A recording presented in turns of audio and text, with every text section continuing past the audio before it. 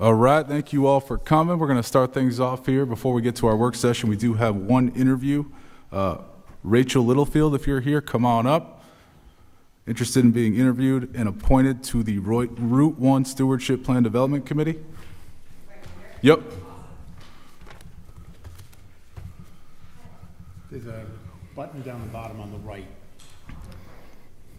Hi. So first off, thank you for your interest. We always love to have people who want to step up to the plate here. This committee in particular has had some issues having a quorum. They having an issue with people showing up and having meetings in general. So appointing someone like you to add to that group will allow them to meet regularly, which is what we want. But we do have your application. But if you want to tell us a little bit about yourself, and yeah, the floor is yours. Go ahead.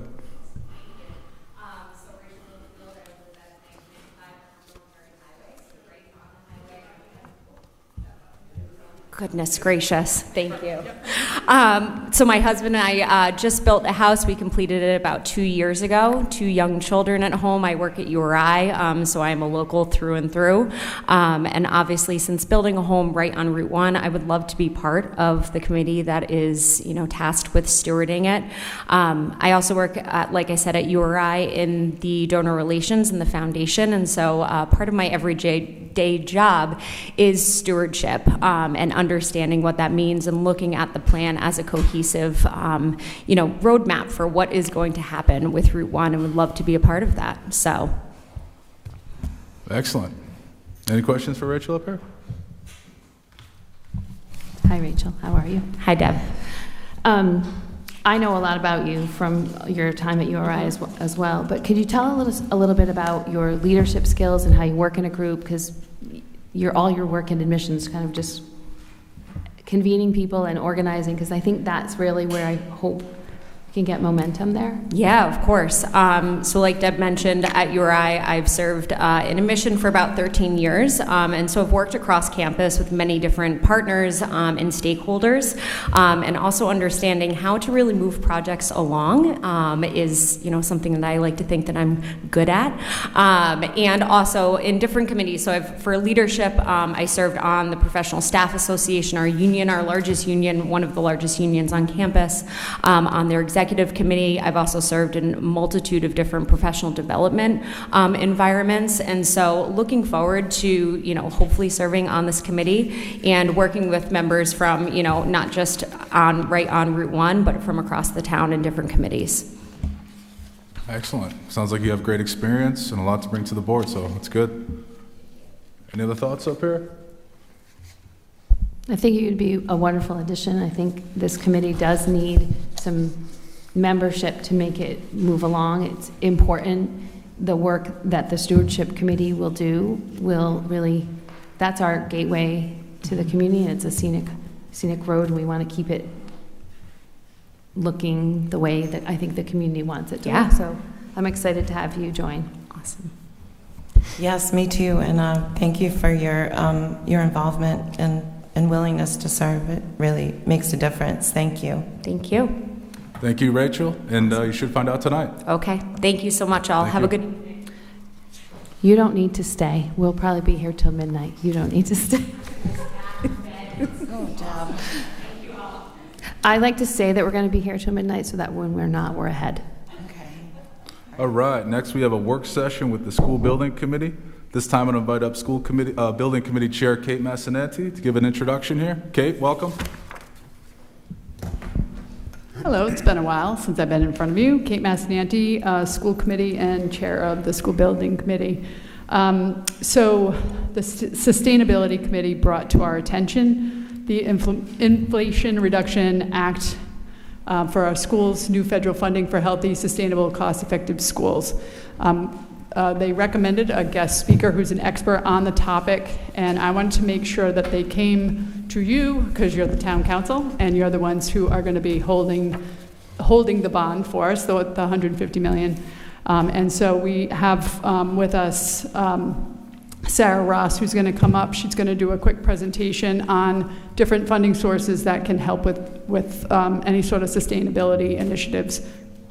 You guys will have the opportunity to ask any sort of question, and she will do her best to answer your questions off the cuff. So come on up, Sarah.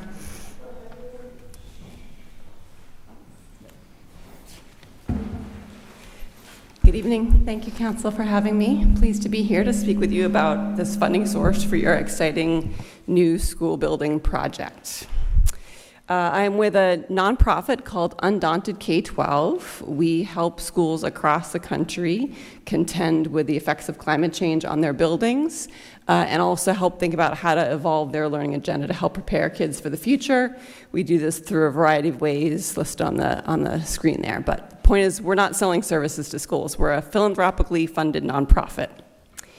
So the Inflation Reduction Act, your school building chair, Kate, mentioned this is a massive new piece of federal policy that's driving investment in all sorts of things, clean energy across the country.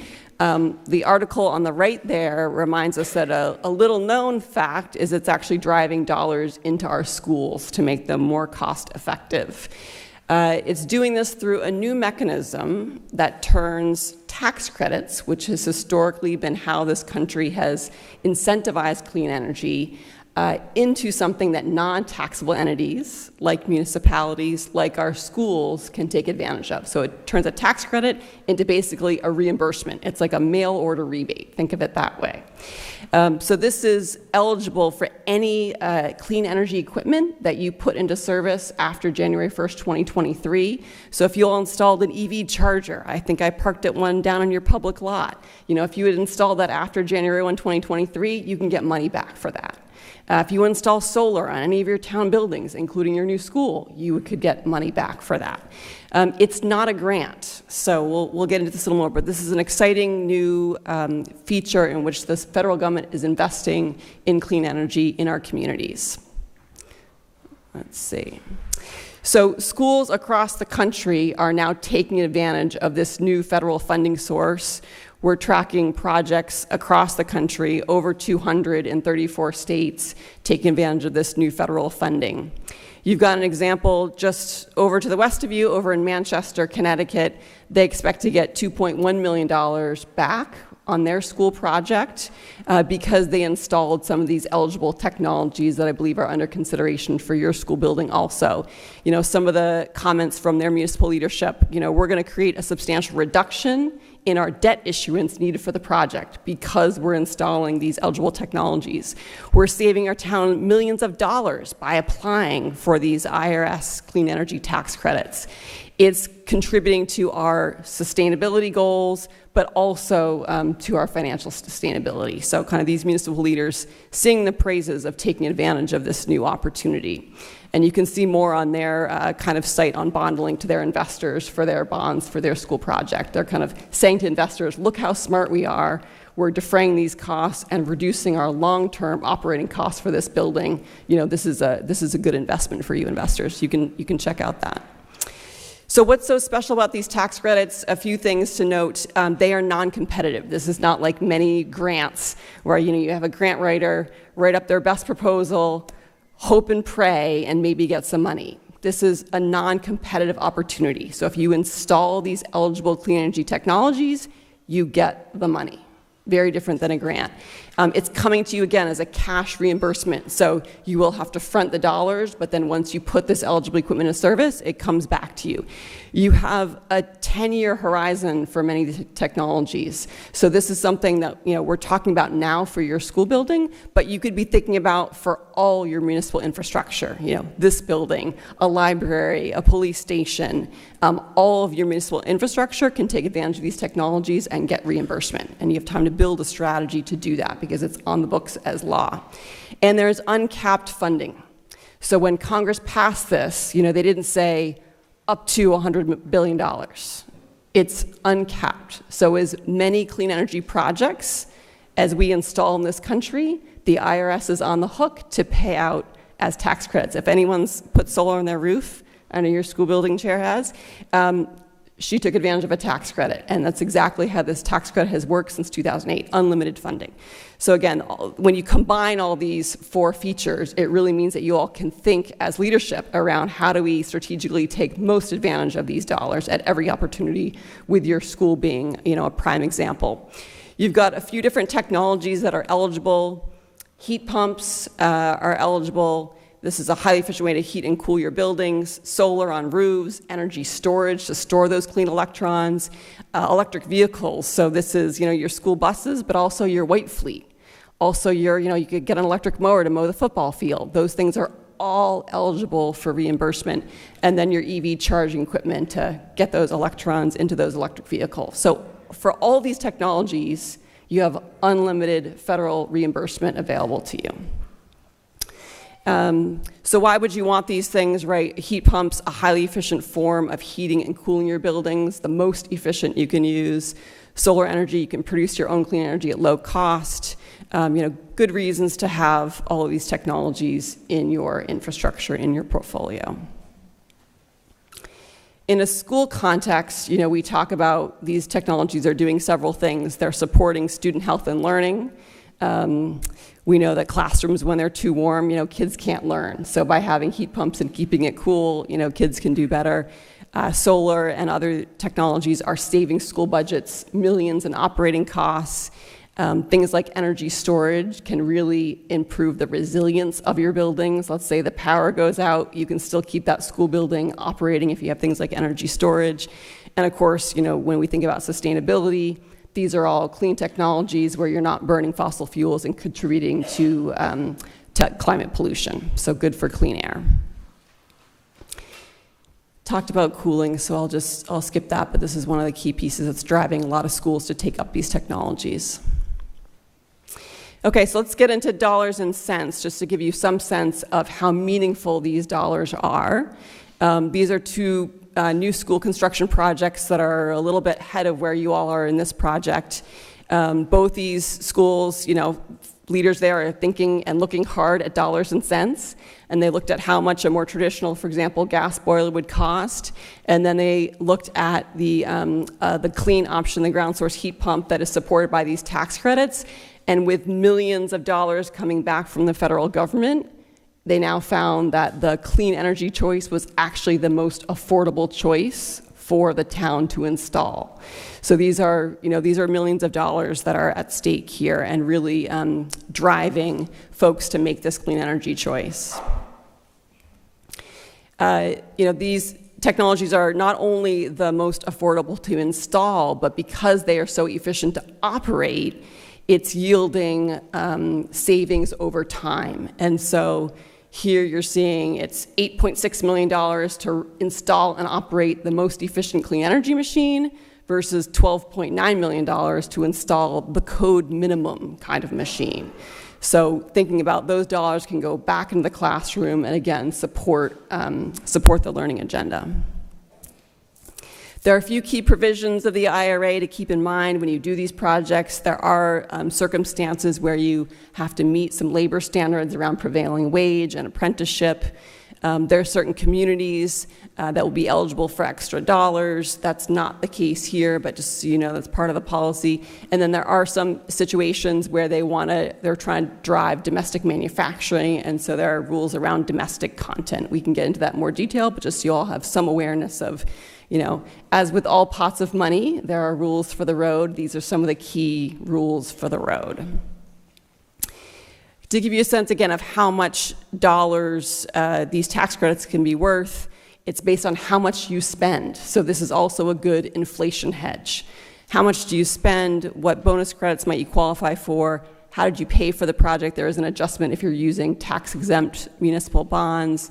But to give you some sense, I'll just skip ahead here. If you spend $10 million on a new heating and cooling system for your new school, 34% of that might come back to you as a tax credit, $3.4 million.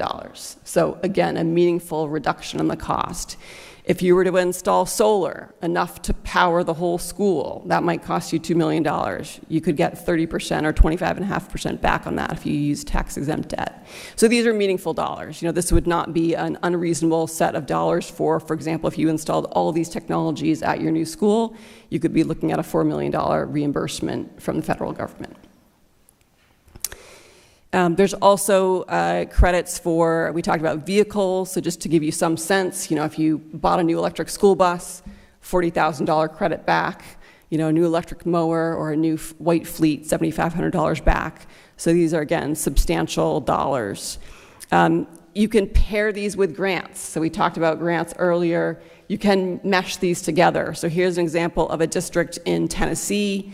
They got a new electric school bus at $385,000, much more expensive than a diesel bus.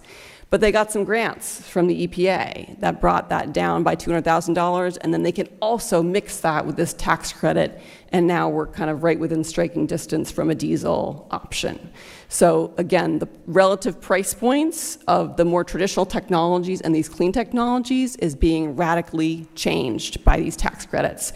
And you all should have that in your mind as you're buying all these, making these new investments for your town. There's a tax credit again for the EV charging equipment, which they call the alternative fuel refueling property. It's a mouthful, but again, tax credits there. That is the one where it's only for specific locations, so a little snap of your town here. Certain streets may qualify, certain streets may not. There's a map you can go on to see where they're eligible for this particular tax credit just for the EV charging equipment. The step to get this money, you have to put it into place first. So you're going to build this beautiful new high school with ground source heat pumps to keep it heated and cooled effectively and efficiently. You're then going to do a pre-filing step with the IRS. You kind of raise your hand. I'm new to you, you're new to me. I'm not a taxpayer, but here I am claiming these credits. You then file after the end of your taxable year, your fiscal year, and then you get the money back. Typically, they say within 45 days from when you file. So that's kind of the general run of the process. So you do have to put that money out first, and then you get the money back after you install it. Bunch of resources here to learn more about these federal dollars that there's links to here. I don't know if these slides can get in your hands, but lots more resources to kind of help you go up this learning curve. These are our kind of getting started recommendations. Put IRA on the agenda. You all did that tonight by having me here. So thank you so much for learning about this new source of federal funds for your town.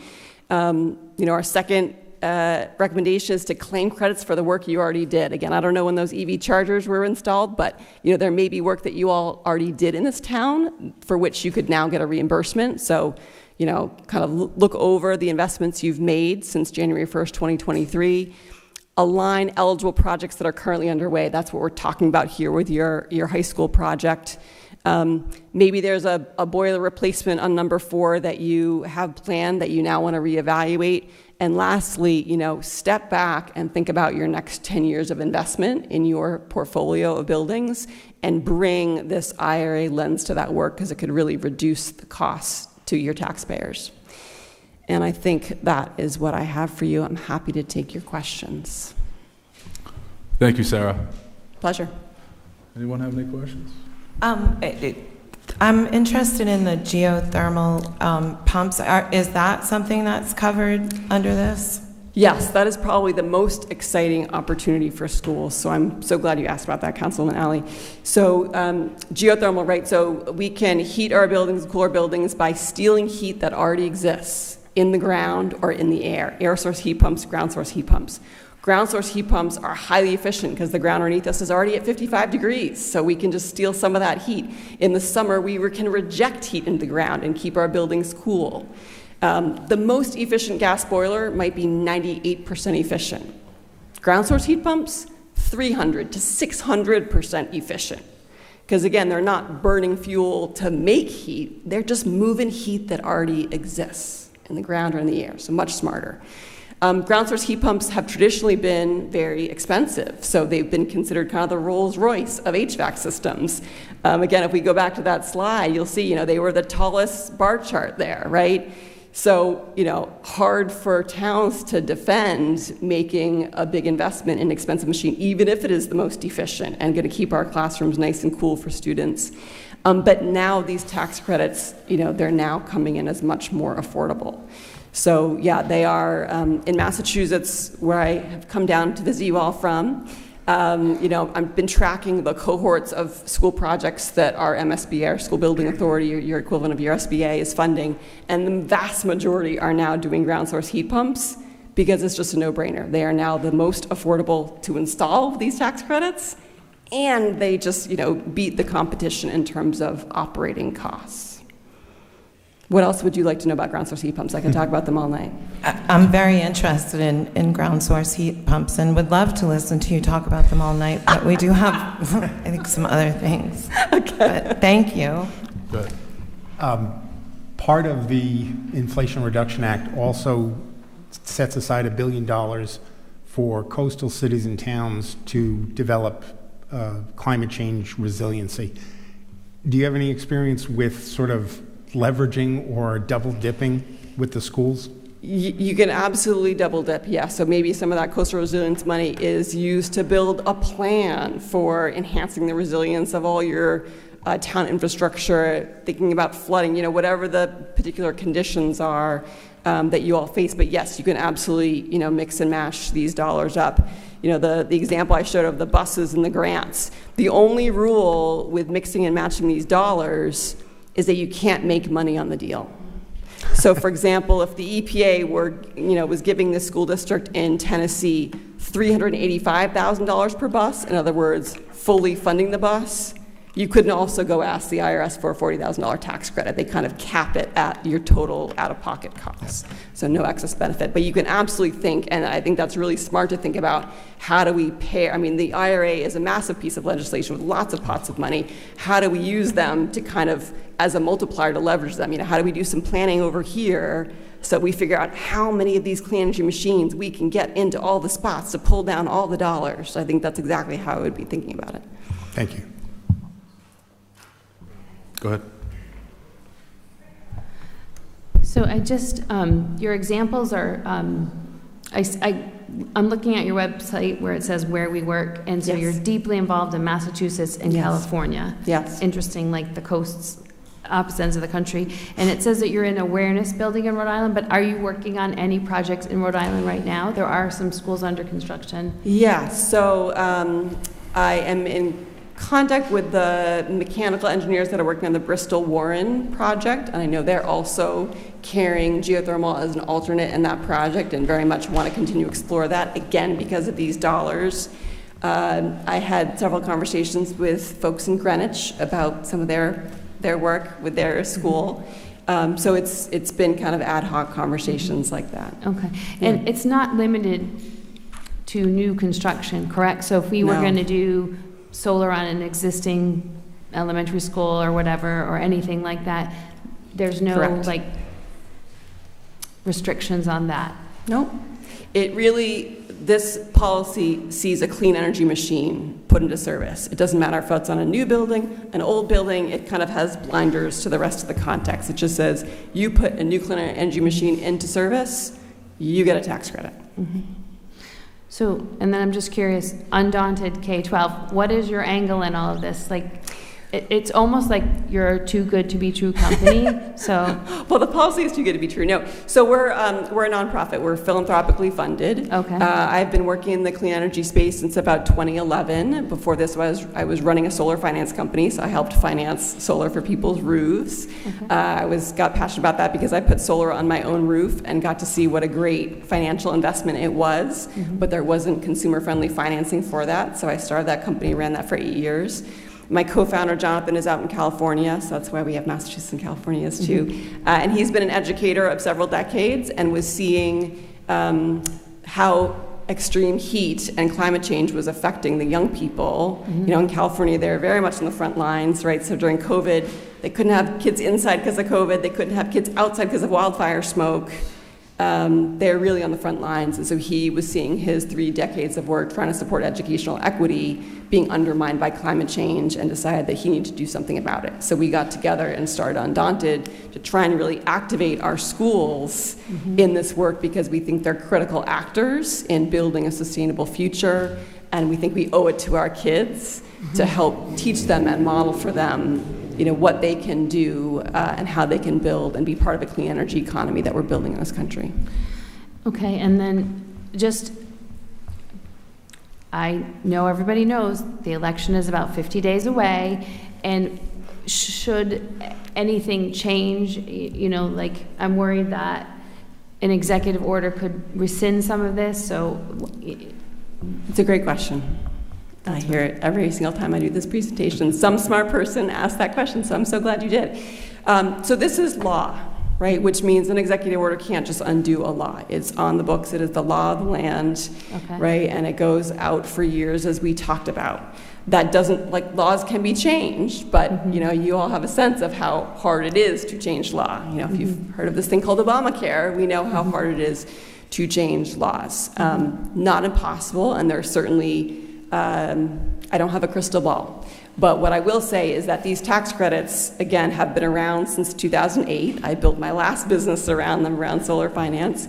A former President Trump extended these tax credits when he was last in the executive seat. And they are investing actually more heavily in red states than they are in blue states. There are hundreds of millions, if not billions of dollars going in to create, you know, the new battery manufacturing facility for EVs in Georgia, and the, you know, new wind facility in Texas. So there is certainly a sense that there is bipartisan support for these clean energy tax credits. You know, again, but I don't have a crystal ball, and you're right to be thinking about that. And then you mentioned electric buses. Can I keep going? Go ahead, one more. Okay. So you mentioned electric buses and, Yes. and mowers and things like that. Are there any municipal vehicles that you're aware of that people are using them for? Obviously municipal vehicles, but are there any police or fire or public safety using electric? All of those would be eligible, yes. An electric vehicle is an electric vehicle, whether your police force is driving it or your teaching staff, yeah, like whoever, yeah. Okay. All those would be eligible. And so that you're aware of that. Is that happening in Massachusetts? Like, do you know of people using that for? I'm not tracking Emergency. other non-school, but like, you know, Loudoun County in Virginia, they have White Fleet that they have transitioned over, and they're getting tax credits for that. They just filed for them. They got an electric mower. They're filing for that. Just from, given our mission, I have K-12 blinders on, but yes, this policy supports, it's all commercial vehicles, so to the extent, you know, not private ownership vehicles, so not the, you know, not the electric vehicle that you buy, but there's a different tax credit for that, right? Because this is the tax code, so it splits the world into two. You as an individual as a taxpayer, and then commercial business, you know, tax code.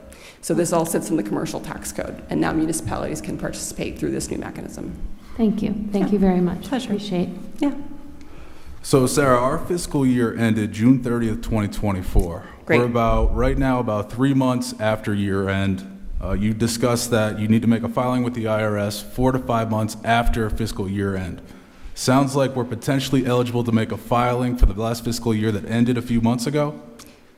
If you put clean energy equipment into service in that previous fiscal year. Okay. So for example, your new building, you haven't built it yet, right? So Yep. we have to first put the equipment into service.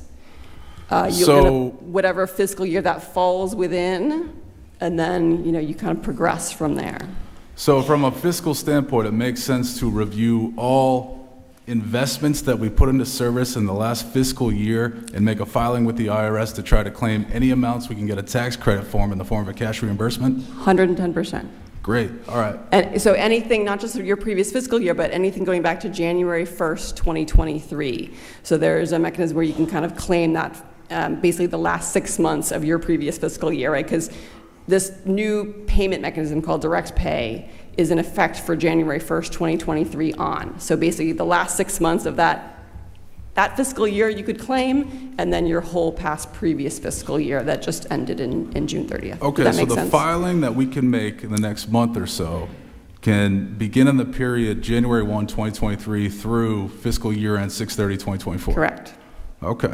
Well, And- so depending, if it's in the first 6 months of 2023, you would have to do a calendar year filing. They've given you flexibility, even though that's not your fiscal year, to do a calendar year filing to harvest tax credits from those first 6 months.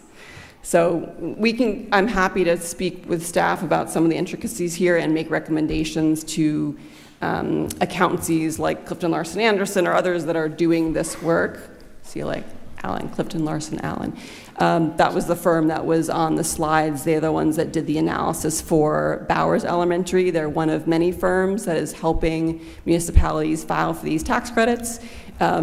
This is their report that they did for the town of Manchester, that's again up on their bond link. I'm happy to talk about some of the intricacies, but you would do There's one filing you would do if it was in the first 6 months of 2023. And that filing deadline is not expired?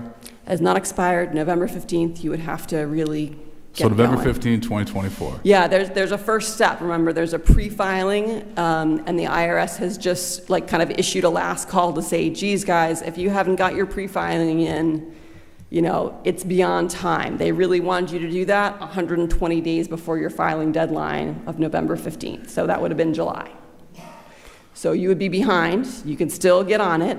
They did just issue last call, their version of last call in government speak. So when is the last call deadline to do the pre-filing? It's not firm. They recommended to do 120 days because basically they have to process your pre-filing. They give you a unique identifier, and then you use that to actually file your 990T, which is what non-taxable entities file with the IRS, by November 15th. They didn't give us a hard deadline for when to pre-file, but you just got to move through the process to meet a November 15th deadline. And the firms, professionals that are doing this, they're CPAs, tax attorneys? Yes. Who are they that are doing this? So CLA is one firm. They are, I think, the top 8 accountancy firm in the country. Baker Tilly is another large national accounting firm that's doing this work. There are smaller boutique firms like Energy Tax Savers that combine engineering competency with accounting competency to also do this work. They're helping Seattle Public Schools get $7.5 million back on their ground source heat pumps. You know, I could, Cherry Beckert is helping Loudon Public Schools. There's a whole long list of folks. So All right, so Jim, I want to talk to you for a moment here. There's potentially a lot of money on the table for us to claim as tax credits in the form of cash reimbursements related to a lot of the costs and installations that were placed into service over the period of time she just outlined. We currently work with Clifton Larson Allen as the CPA firm for our external audits, is that correct? She named them as a firm who does this work. I think we should move forward as fast as we can to make these required filings to try to see what we can get in the form of tax credits here. Okay. And then my next question is, does that require an action by the town council?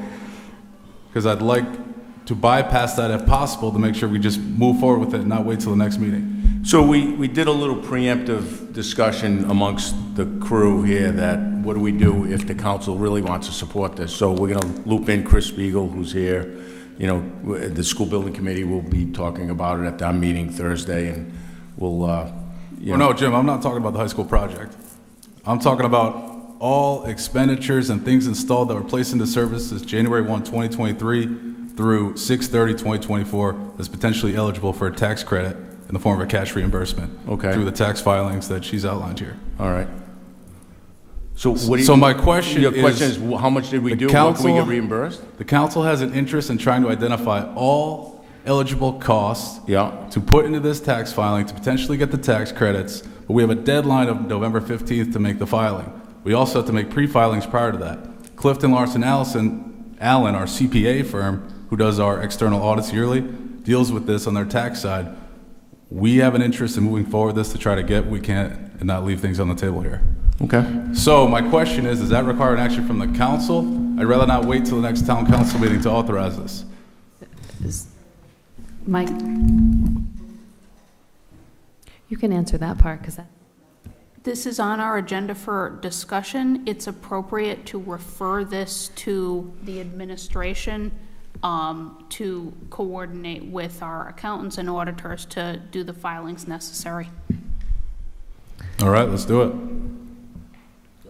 So I appreciate your enthusiasm, and I think this is a great idea. I just don't know, thinking about all the things we've purchased in the last 18 months, if any of them fit the criterion, because, right, I don't think we've put in solar anywhere, Rory, and I don't think we haven't bought a heat pump yet, and we don't have electric vehicles that I know of.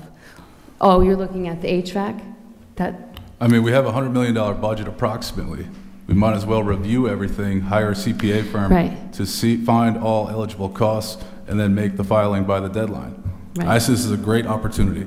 So, I do too. I just think, I was going to ask if Brian was here, but now I can see Brian way in the back. So Brian Sylvia's here, our finance director's here.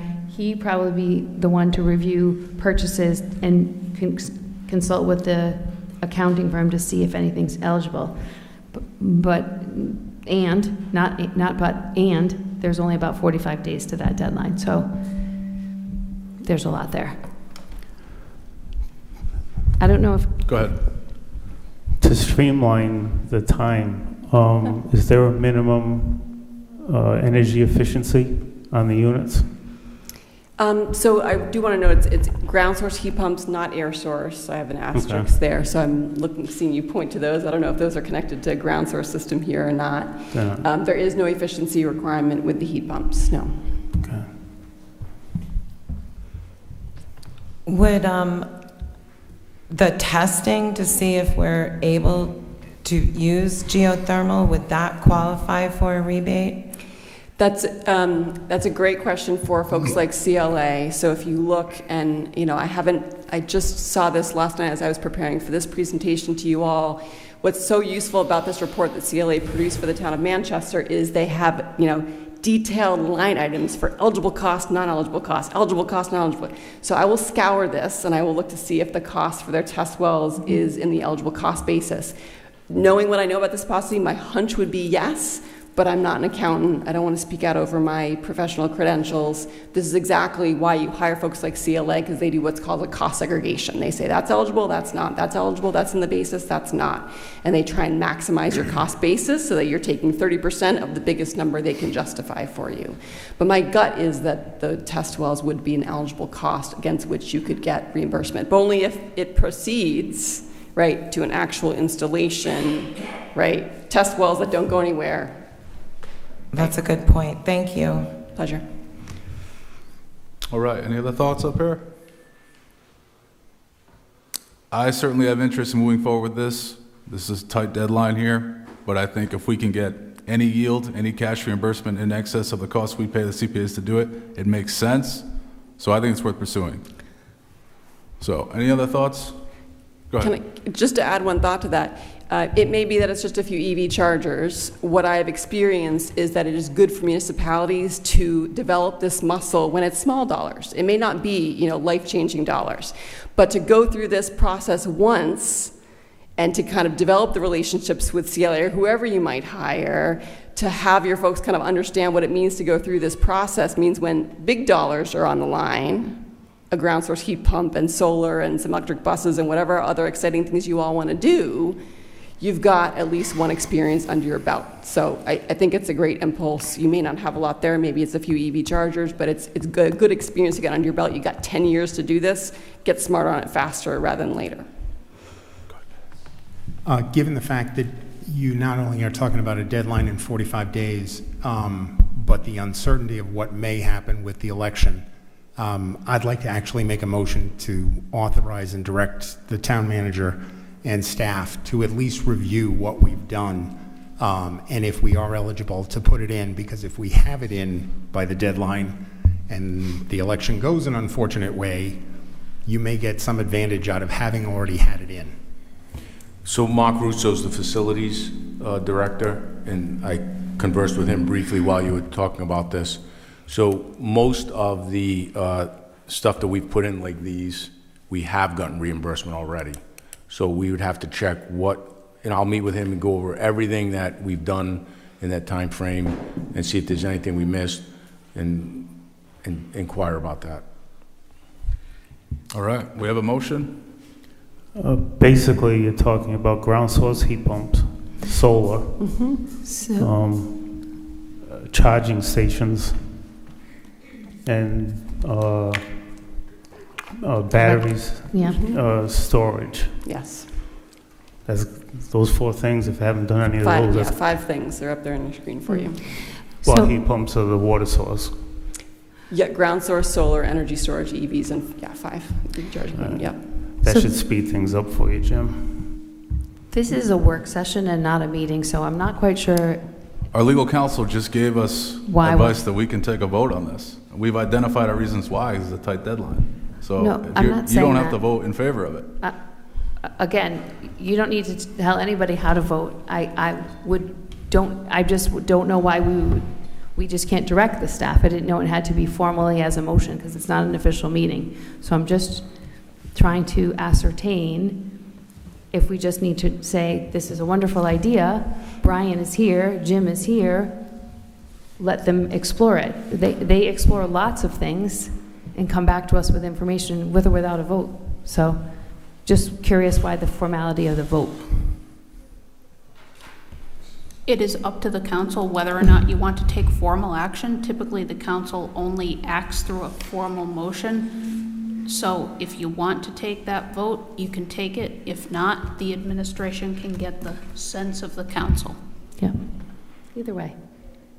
All right, let's take a vote. There's a motion. I'll second it. Any discussion? All in favor? Aye. All right, that passes. All right, thank you, Sarah. My pleasure. Thank you. Good luck. All right, that's going to bring us right to the regular session here.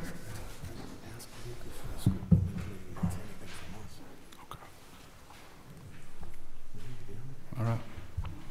I just want to thank the members of the Sustainability Committee for being so collaborative with the School Building Committee. I see you're going to head out, but thank you for your hard work on the Sustainability Committee and bringing good things to our attention. Appreciate all your expertise. Kate, before you take off,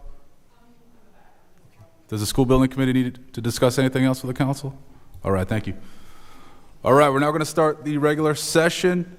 Today is Monday, September 23rd. It's around 7:45 p.m. First order of business, as always, Pledge of Allegiance to the flag.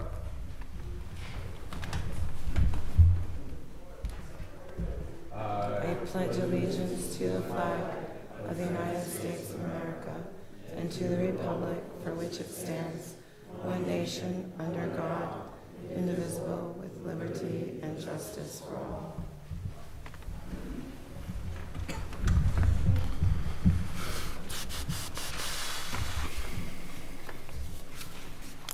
Next on the agenda is the land acknowledgement statement, which I will read. The town of South Kingstown pays homage to the indigenous people and land at which the town is now located. Let this acknowledgement serve as a reminder of our ongoing efforts to recognize, honor, reconcile, and partner with the Narragansett tribe whose land and water we benefit from today. Next, we have the roll call.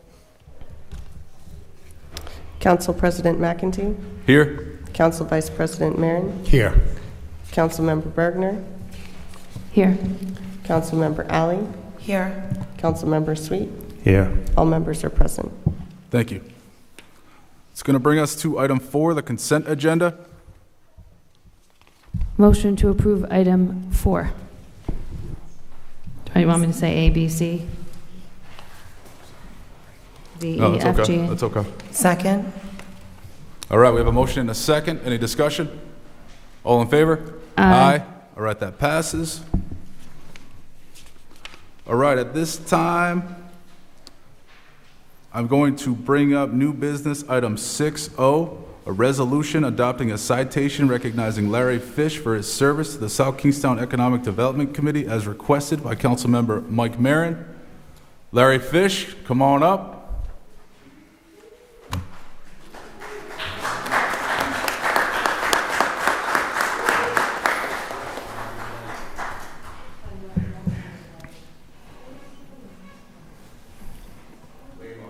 Come on up here, Larry. We want to hear from you. We have a citation proclamation to present to you from the town. We also have Representative McEntee here to give you a proclamation from the General Assembly. But to start off, I want to say thank you for your years of service. It's always been a pleasure working with you. And it is sad to see you no longer serve on the Economic Development Committee. Thank you for that. I'm the last original member of the initial EDC, and I appreciate the opportunity to serve the town. My wife and I believe that you have to give back. You can't just take from the town as a business leader, and I think we've done that for the last 20-some-odd years. Thank you. Absolutely. I do have a proclamation here from the town council, so I want to read it. This is to you, Larry Fish. Whereas the town council regularly seeks out the input of town residents for advice and counsel in developing policies, goals, and objectives for the betterment of the residents of the town, and establish the Economic Development Committee for the specific purpose of advising the council on a variety of topics and proposals for the continued growth of the vibrant economic activity enjoyed in South Kingstown. And whereas among the first town residents appointed to the EDC was Larry Fish, and went on to serve as on the EDC for over 2 decades, and during much of that time was elected chair by his fellow EDC members. And whereas during his tenure as a member and chair, Larry Fish was instrumental in the creation of the Route 1 Special Management District in South County Commons, presiding over 48 public hearings on the matter. And whereas under Larry Fish's leadership, the EDC formulated and recommended to the Town Council the South Kingstown Tax Treaty, administered the town's first business survey, fostered the momentum for the revitalization of Saugatucket Park, and helped create the South Kingstown High School Job Fair to match local youth and jobs with area businesses. And whereas Larry Fish also served as a member of the Board of Directors of the Southern Rhode Island Chamber of Commerce for many years, including 10 years as its president.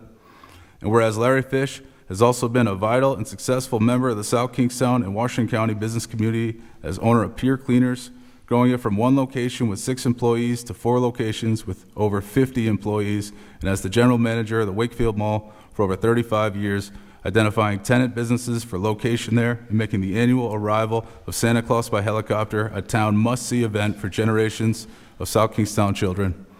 And whereas Larry Fish has also given countless hours of volunteer service to our community as a founding member of the Maddie Fund, a founding member of Soccer RI, and president for 10 years with his wife Phyllis, starting the South County Seaside Classic Soccer Tournament, one of the largest soccer events in New England, bringing thousands of families to South Kingstown each year. And now, therefore, we, the Town Council of the Town of South Kingstown, hereby recognizes on behalf of the entire community and extend our sincere thanks and appreciation to Larry Fish for all his hard work and dedication to the town, the business community, and the children of South Kingstown.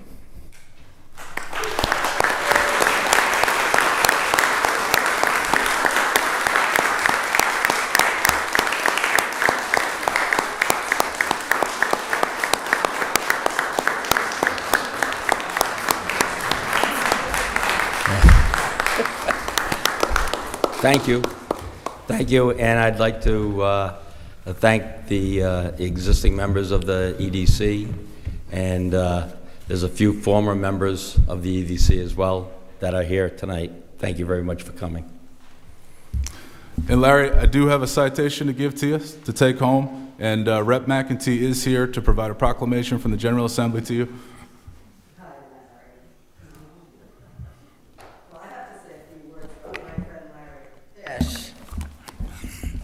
Before I give him this proclamation.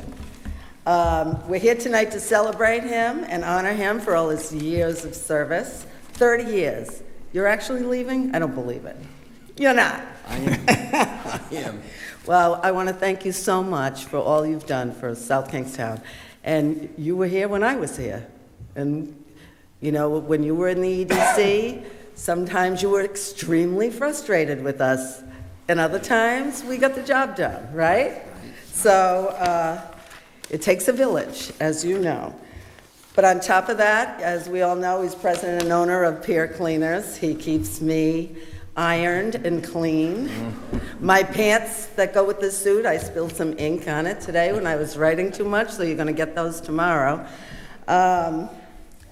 Anyway, thank you for that business. You do a great job. And on top of that, what you didn't mention, President McEntee, was that he's the founder of the South County Seaside Soccer Tournament. You missed that one. Did I? Oh, you got that in there? I didn't hear it. Anyway, well, that has grown. It started with 80 teams, and you used to tell me this all the time. I had to look it up again, though. And it's grown now to 375 teams here at URI. And when all those people come into URI for that tournament, what do, Larry? Eat and they sleep. They eat, drink, and they shop in all our small businesses. It's a great economic engine.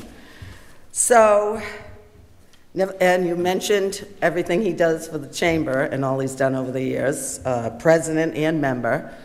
And what about the Wakefield Mall? Did you mention that too? Oh, okay, you got it all. I didn't think I heard it all. But anyway, thank you so much, Larry.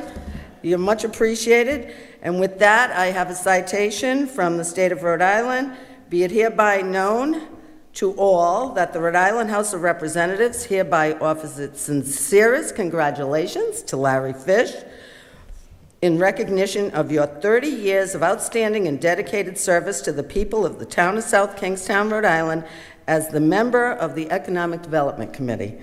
And the entire membership extends its very best wishes on this memorable occasion and expresses the hope for continued good fortune, and that was given this day, the 23rd of September, 2024, at the State House in Providence, signed by myself, Representative Carol Hagan McEntee, Representative Kathleen Fogarty, Representative Teresa Tanzi, and Representative Tina Spears, as well as the Speaker of the House, Joseph Sacacci. Thank you. Oh, you're very welcome.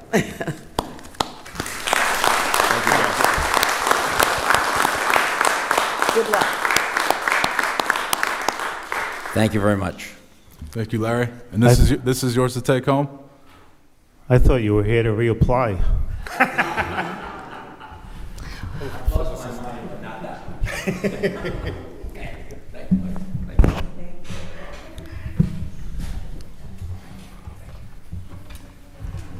Thank you, Larry. Come back when we talk about Old Tower Hill Road again.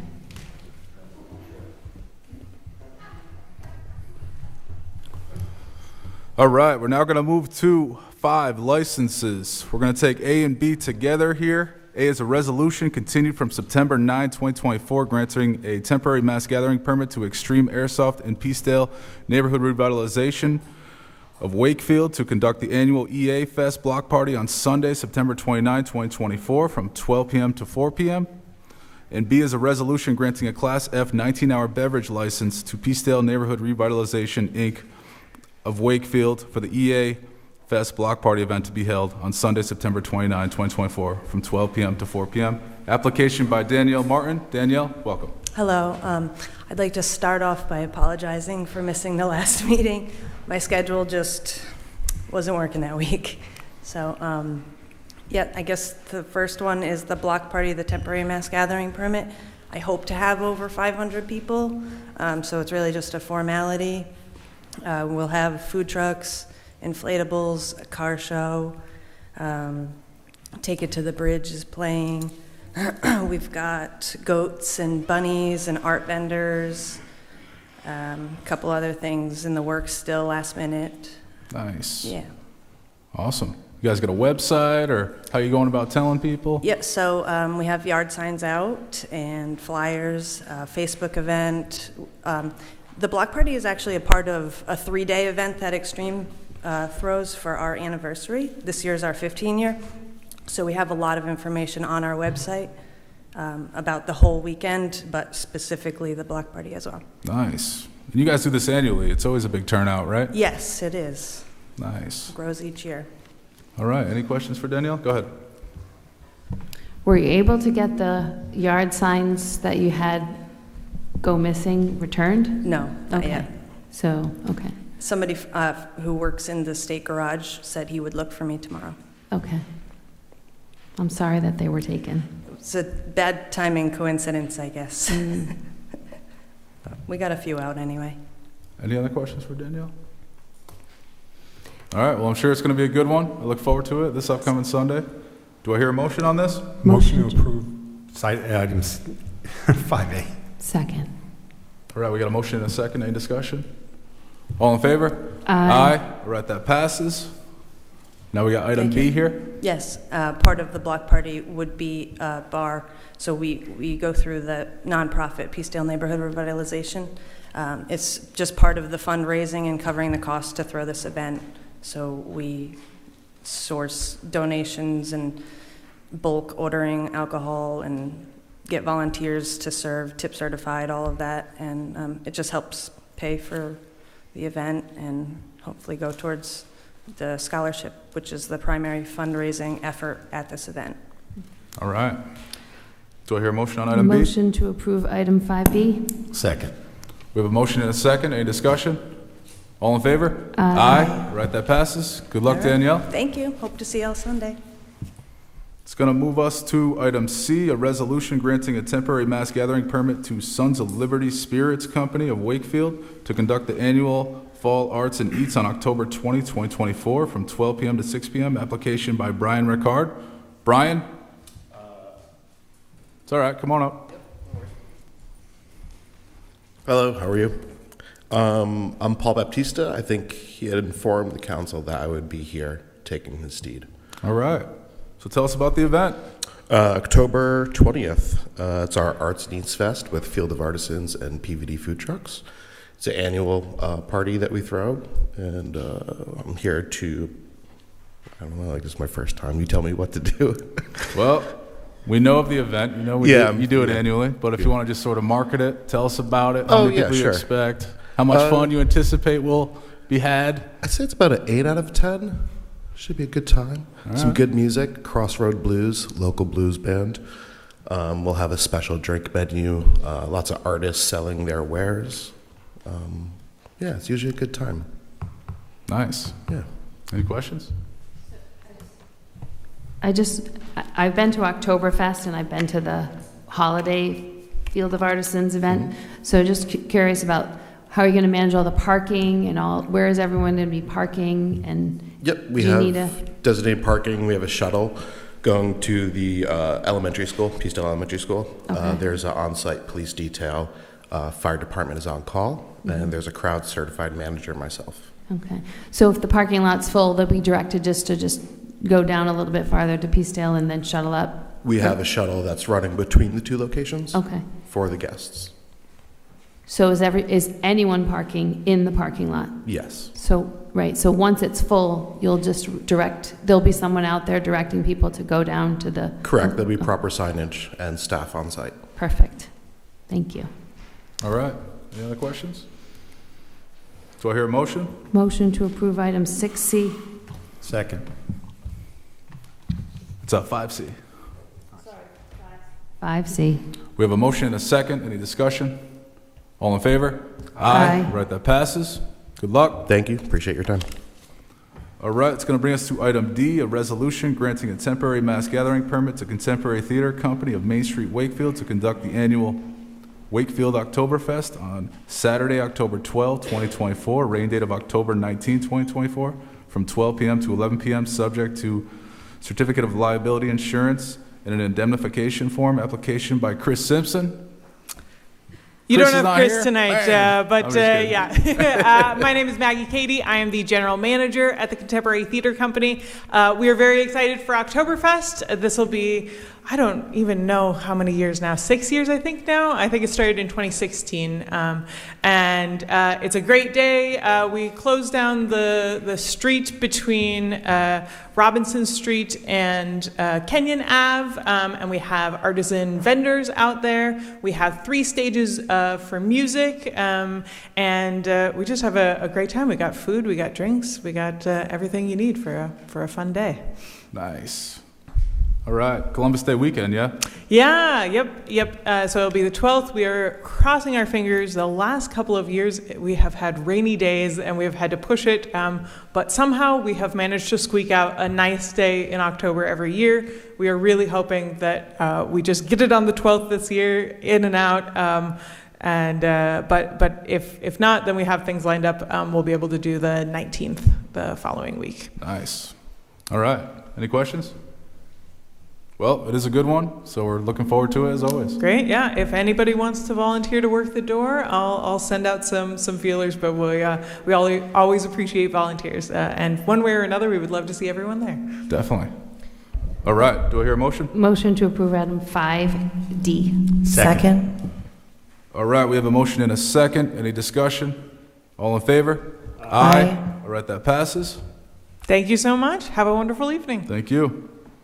All right, it's going to move us to item E, a resolution granting a victualling holiday sales and additional hours to PVD Pizza, Kingston LLC, doing business as PVD Pizza Kingston, of Fortin Road, Kingston, application by Kevin Rosenberg. Kevin? Yeah. How you doing? Welcome. Thanks for having me. So, what's going on? Tell us about the business. How is it? Good, ready to go. We're opening up right in the Emporium. We do pizza, wings, grinders, a little bit of everything, and we're ready to open. Just need approval from you guys. All right. What are the hours? What are you serving? Just pizzas or all types of stuff? So hours will be 11 to 12 Sunday through Wednesday, 11 to 2 Thursday, Friday, Saturday. A little bit of everything: pizzas, grinders, fish and chips, wings, pasta, seafood. Kind of a little bit of everything, to be honest with you. Nice. Yep. Looking forward to trying. Thanks. Appreciate it. Any questions? So are you taking over what was formerly, The business that was there was RI Guys Donuts. oh, So we that's took right. over that location in the Yep. corner there. Okay, awesome. Well, we need to get you open because URI is open, so. Yeah, absolutely. Hopefully tomorrow. That's the plan. Motion to approve item 5E. Second? All right, we have a motion and a second. Any discussion? All in favor? Aye. All right, that passes. Good luck. Thank you very much. Have a wonderful night. All right, we're now going to take up item F, which is a resolution granting a holiday sales license to Bubba and Lolo's Thrift LLC, doing business as Bubba and Lolo's Thrift LLC of Main Street, Wakefield. Application by Lauren Chapin. And I'm her brother, Brian. Before you start, I just want to put it on the record, I've filed with the clerk a recusal. I have no connection to this particular business, but Mr. Bouye and I are in a business networking group together, and out of an abundance of caution, I thought it better to recuse. I won't be participating in discussion or vote. All right, so. Hello, good evening. Thank you for having me. I'm Brian Bouye. I'm opening up a thrift store this year, October 10th, at 119 Main Street, called Bubba and Lolo's Thrift. So I was told to come here and tell you guys about it. We're going to be selling pretty much everything for everyone. We got small furniture, we got big furniture, we have things that you need, weird stuff, fabric, art supplies. It's all powered by our junk removal company called Booyah Sustainable Junk Removal. So everything that we put into the thrift shop we're able to sell back into the community at a way below market value because we are able to get all of the items from our jobs. And really, we're just looking to fill a huge gap in this community. There is no thrift shop in town, and so we've really heard from the community that they want that, and it just kind of happened to be what I do already with yard sales and stuff like that, and so we're looking to make it happen. All right. And this is at the old Calf Bar location? It is, yep. Nice. So I saw this on social media. I'm really excited because I do think that people really want a place to look for treasures, and I think it's great that your inventory comes from, like you said, the other junk removal, so it makes perfect sense. So I'm sure you're going to be wildly successful because I think students and families and people and everywhere would be just taking a look all the time. So Thank you. That's what we're hoping for. That's great. Definitely what we're looking to do. I'm excited for you. I'll definitely be in. Thank you. All right. Motion to approve item 5F. Second? All right, we have a motion and a second. Any discussion? All in favor? Aye. All right, that passes 4-0 with one recusal. Good luck. When Thank will you, it everyone. open? We're opening October 10th, Thursday, October 10th at 10 a.m. How many more days is that? Do you have to count them? Under 20 at this point. Okay. Under 20, but everything's... Something to consider, a frequent shopper card, Actually, we will have punch cards. So Yes. if you come in and you get 10 items, you get a 11th one for free. Oh. But it's going to be ever-changing inventory. I'm super excited. It's going to be pretty cool. We're excited as well. Thank you so much for having me. Take care. Thank you. Thank you. All right, we're now going to move to new business. Item A, Wendy, come on up.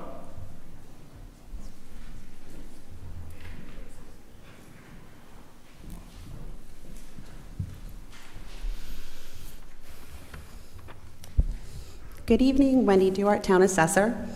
Before you today are the last set of credits for tax year 2024 for the cottages in the Roy Carpenter Beach Association, represented by Attorney Jackson Parmenter.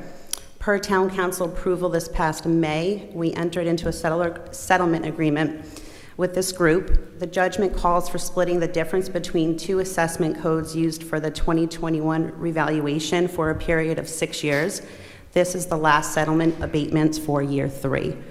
For the tax years 22, 23, and before you have 2024, the assessed value for each cottage was taken by using the difference between the new Reval Cottage Code 9RC and the old pre-Reval Cottage Code 9, and then adding back to Code 9 at a 33% difference. I'll be here for the next 3 years for tax years 25, 26, and 27. That would conclude the 6-year settlement. If you have questions about future, we can talk about that, but today it's just the 2024 credits. All right, thank you, Wendy. Any questions? Go ahead. Just wanted to while you're here, because I see that we're also going to abate some elderly late filers. That's correct. For everyone who's paying attention, we did revise the, I don't know, is an ordinance or a policy about late payments, and you just want to talk about it, just make a little commercial for people. We certainly don't want people to pay their taxes late, but sometimes people forget. Yes. And so then, So, just so that I understand your question, are you asking me regarding the elderly late filer? There isn't really a late filer, okay? So the application period, the window never really closes. Right. Usually a deadline's a deadline, but you are also kind to this group of folks because I can't even tell you the issues that we hear. A lot of them are, hospitals or they just can't get to the filing deadline. So if you file timely, we mail out the applications to people who are already on the program. We started this past year mailing them out earlier in January. I think historically we had mailed them out in March, and I was finding that we were having more late filers, so this did improve a little bit. So we sent out applications in January, even though filing for tax deadline isn't until April. For them to be printed on the bill, the exemption, you have to file by May 15th because everything's done manually in our office.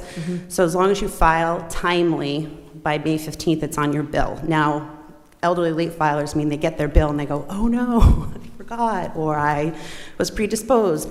It's never too late. Come into our office, we'll take care of you. If you need help filling out your application, if you need, there's backup obviously to the application, whether you file your tax return or if you have your 1099, we'll take either or. And Jill Creamer at the Senior Center is so nice. She'll also help this group fill out the applications as well. thank you. You're welcome. Any other questions? Any other questions? All right. Thank you, Wendy. Motion to item 6A. Second. All right, we have a motion and a second. Any discussion? All in favor? Aye. All right, that passes. Mark Russo, come on up.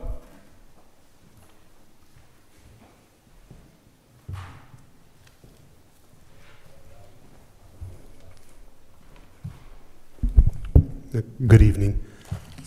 So this first resolution is authorizing an award of bid to Coin Mechanical of Chapacha, Rhode Island for the circulation pump installation as specified at the Neighborhood Guild in accordance with the specifications, and a bid not to exceed $35,090. That includes a contingency. So you may recall last summer we replaced the boilers in the Guild with 2 high-efficiency condensing boilers, which we did receive a $6,000 incentive on. Same as the police station, we received another $6,000 on those 2 as well. But with the pumps, currently we have 2 pumps that are 3-horsepower motors. They're very kilowatt hungry, and 1 failed last winter. So what we're doing is we're going to replace them with high-efficiency pumps. They're the Grundfuss type pump. Coin Mechanical installed the boilers, and they will do this project as well if you see so fit. All right, thank you, Mark. Any questions? How many horse? 3-horse motor each, which we were told they were way too big for that building. It moves the water way too fast through the boilers, so it doesn't have time to pick up the heat. These will be much more efficient, and we'll have more efficiency from both the boilers and the motors. Are they variable drive? They are. Oh, that's Yes. why it's so expensive. Yes. Yeah. Any other questions for Mark on this one? Motion to approve item 6B. Second. All right, we have a motion and a second. Any discussion? All in favor? Aye. All right, that passes. We got another one for you, Mark? I do. So this resolution is authorizing a bid to, wrong paper, to Prime Heating and Cooling of Cranston, Rhode Island for a heat pump installation at the Peacedale office building. It's in the Beekman Violin office, in an amount not to exceed $40,000, including the contingency. So with this system, it was installed in 2017, and they are 4 cassette units which are suspended to the ceiling, and then 1 wall-hung unit, much like these here. The units themselves were constantly breaking down. There were so many sensors in them, and to get to the sensors, you got to take the things apart. So it was costing us hundreds of thousands of dollars every season to repair them. And then one day we tested the refrigerant and found it was low in refrigerant, and come to find out it had a certain kind of insulation on the line sets, and mixed with air and water, the insulation caused an acid which burned holes in the line sets. And it's just not feasible to replace both the, it's not feasible to repair the line set and the cassettes themselves. All right. Any questions for Mark on this one? Fujitsu. Mitsubishi. Oh, the one that's currently there is Samsung. Wow. I might suggest, I know it would cost more, but splitting those units into two outdoor units, and split the indoor units, because when this happens again, it'll only be half the cost next time. Correct. Thank you. Any other questions for Mark?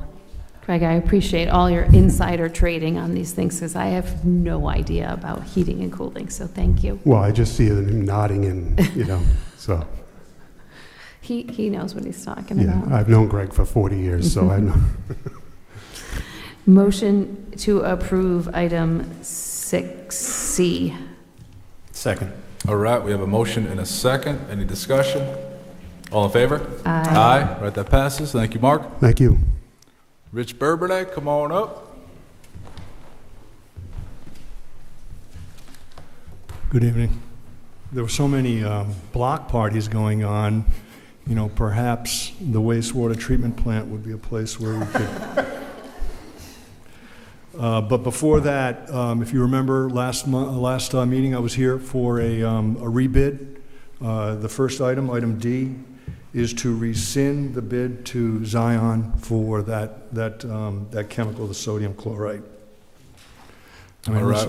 Unless you need to hear more about it, but that's all I have. Motion to approve item 6D. Second. We have a motion and a second. Any discussion?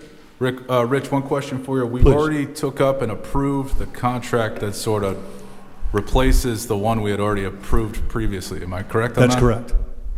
Okay, so this rescinds the initial contract we approved. Back in July. And then the one that we sort of replaced it with, we approved at a previous meeting. That's right. Got it. All in favor? Aye. All right, that passes. Thank you. The next item, a wood chipper. It was something we discussed in, I believe, in 24-25 CIP. We had $30,000 allocated to that.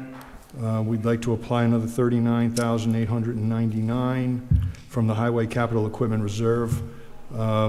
This has been, we picked this up off the, through a cooperative procurement process, using the MPA 590. I can't see this very well, but 590 for ground maintenance equipment.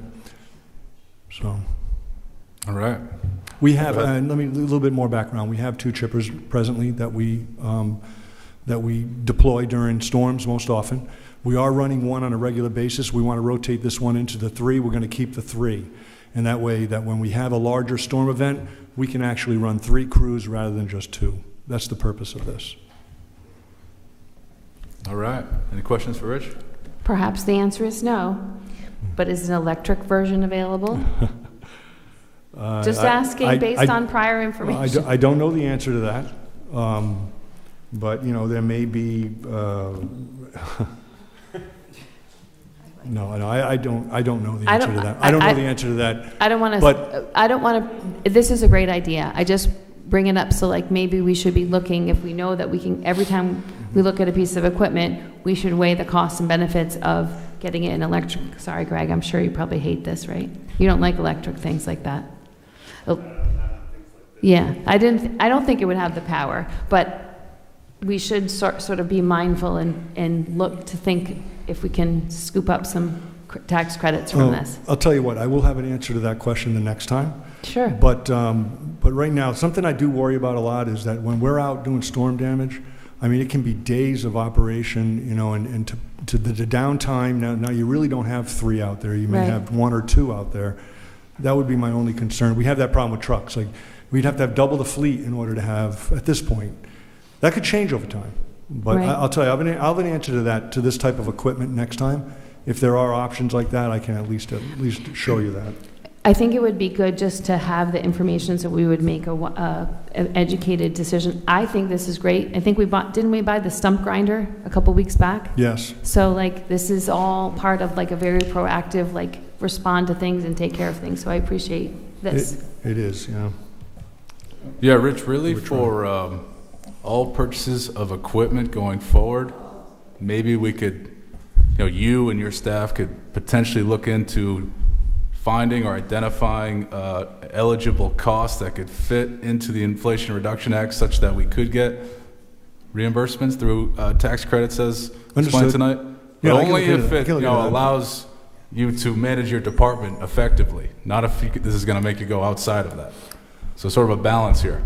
Yeah, well, it is, and how we repair equipment is an issue. I mean, there are pros and cons to it, and I can at least lay that out. That's not a problem. I have no problem with doing that. I think the looking into the options is a good idea, but your point is well taken that in the sense of public safety and the job that it's designed to do, you don't have the opportunity to have 4 hours off to do a charging if it's an electric appliance. Not yet. Yeah, not yet. I think ultimately we'll get there with technology, and it's just a really good thing to have on the radar. So that's good, because eventually something will come up that'll be great, and it'll meet your needs and our needs. Yeah, and again, I without a little bit of research, I really can't answer too much, but I'll certainly look into it. Thank you. Motion to approve item 6E. Second. All right, we got a motion and a second. Any discussion? All in favor? Aye. All right, that passes. So you may have all the same questions. The next item F. We will. Pickup truck. The existing truck this is going to replace, we want to get about a $10,000, it is a $10,000 rebate on this. It was bid, and the lowest bid came in from Hurd Auto for total $65,000 after the rebate. The existing truck is a 2012. It actually has relatively low miles, in around that 70,000 mile range. But with the plowing and the day-to-day operation, it's just kind of beat up. So we'd like to replace it. All right. It will not pass inspection. I went out and looked at it. It's all rotted. The frame's rotted. Rich is right. Even though it has low mileage, it was used extensively for storm patrol. I talked to the mechanic. The frame's rotted. Inspection's up next month. You'd have to put thousands and thousands of dollars to get it where it might fix. But so I concur with Rich on this request. What's the lag time for delivery? I believe Hurd had it. I don't know the answer. Okay. I don't know the answer to that. They were saying the lag But it time is might be 2 it's a years utility. on some vehicles, but this one is quick. I think they have this one. I think they have this one readily available. Motion to approve item 6F. Second. All right, we have a motion and a second. Any discussion? All in favor? Aye. All right, that passes. Item G, thank you. Item G, the tractor, we're looking, we put out to bid for a new tractor mower with a boom mower, the arm with the mower on it, and we received bids. The lowest bid was at $178,564. We'd like to award it to United Ag and Turf. This would be $125,000 allocated for the 24-25 fiscal year CIP, with the remainder of $53,000 coming from the equipment reserve. We have presently 2 mowers. Only one has been operational all year. The other one has been just nonstop being worked on. We'd like to keep it, though. We don't want to trade it in because we can work on it, get it running, and then at times have 3 mowers out there. This year's been very, very tough. We have not been able to get to the mowing. We actually rely a little bit on getting a phone call saying, you've got to really get over here, and we'll go and address the high request areas. But that's the way we've been managing it this year. We want to at least get 2 out there, maybe 3 when the staff is available. Mm-hmm. All right. Any questions for Rich on this one? Motion to approve item Yeah. 6G. Second. All right. We got a motion and second. Any discussion? Go ahead, Greg. What's the cost, do you think, to keep making those repairs? You know what, I don't know what the general costs are, but a lot of the problem has been the time that it's out, getting parts, things like that. That's been more of a struggle. I can't tell you what the costs have been over the past couple of years, but generally we expect to pay operational costs on these things because they're out there, they're getting, you know, hit by limbs, they're always getting damaged in some way or another, but this particular mower that we have has just been nonstop. It's just been out of commission almost the whole year, so. But I can determine some costs and come up, okay. All right. Any other discussion? All in favor? Aye. All right. That passes. So the next item, item H, winter road salt. We do have $135,000 allocated. We'd like to go ahead and to apply that to the state bid. We want to use the state bid for that particular product. It was awarded actually last year to Mid-American and Eastern Pricing, two different companies to provide two different pricing, but pretty similar. What those companies did was they carried their bid for a second year. We'd like to go ahead and ride that bid again this year. It's $72.72 per ton with American, and it's $74.22 per ton with Eastern. We like to keep two just in case one can't supply it.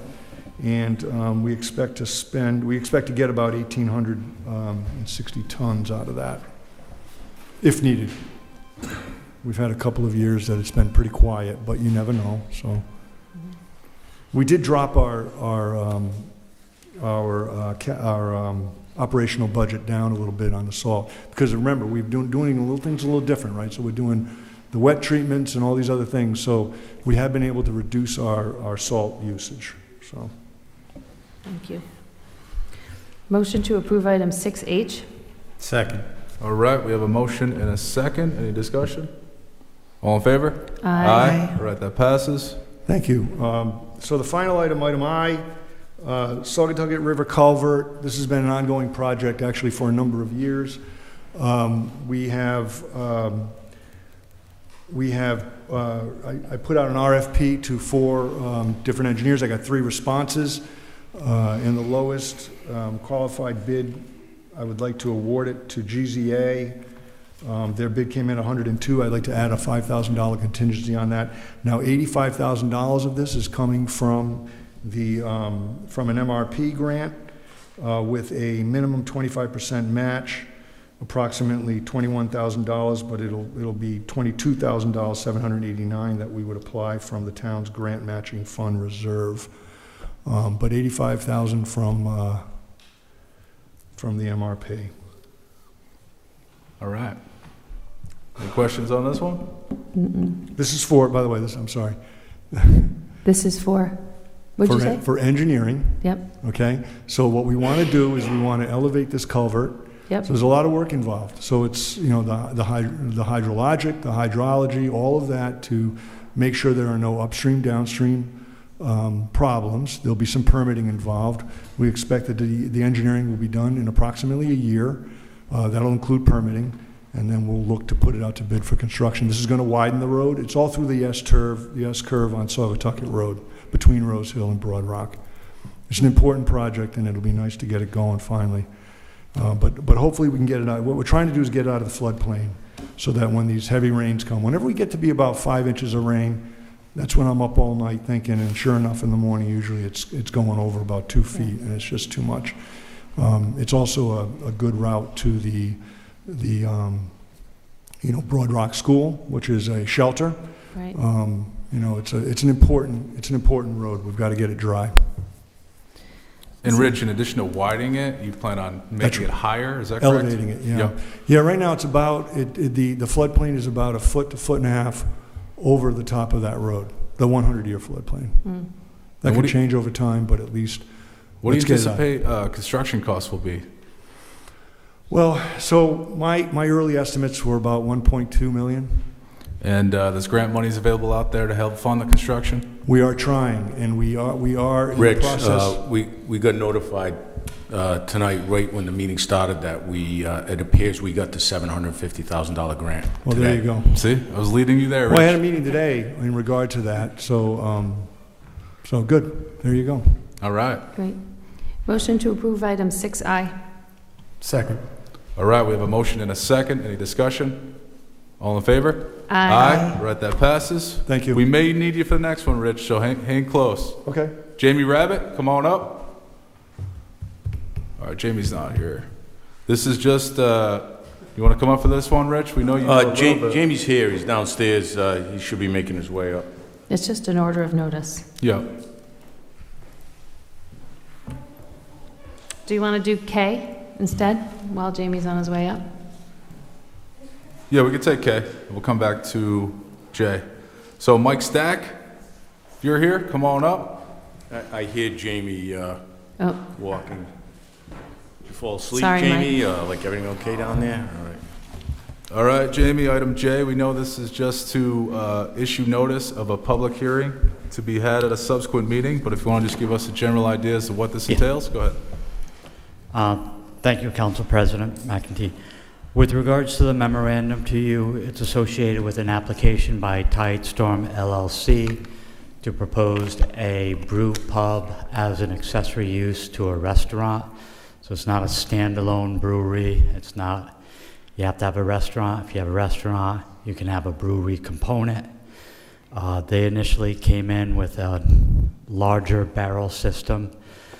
Staff is recommending 7 barrels. There's a lot of discussion on the size of the system so that it'll say accessory to the restaurant, not necessarily become a brewery that the restaurant is accessory to. So it's really a restaurant that is in the forefront that happens to be making beer to be served in their restaurant. So Jamie, it's an accessory to Matunic Pizza or an accessory to Ocean Mist? So it's the applicant is the owner of the Ocean Mist. The regulation is for the town. So it would apply to the commercial district in Matunic. We're also recommending that it be applied to our neighborhood commercial zones, because if you have you don't want to write a regulation that basically has one place it can land.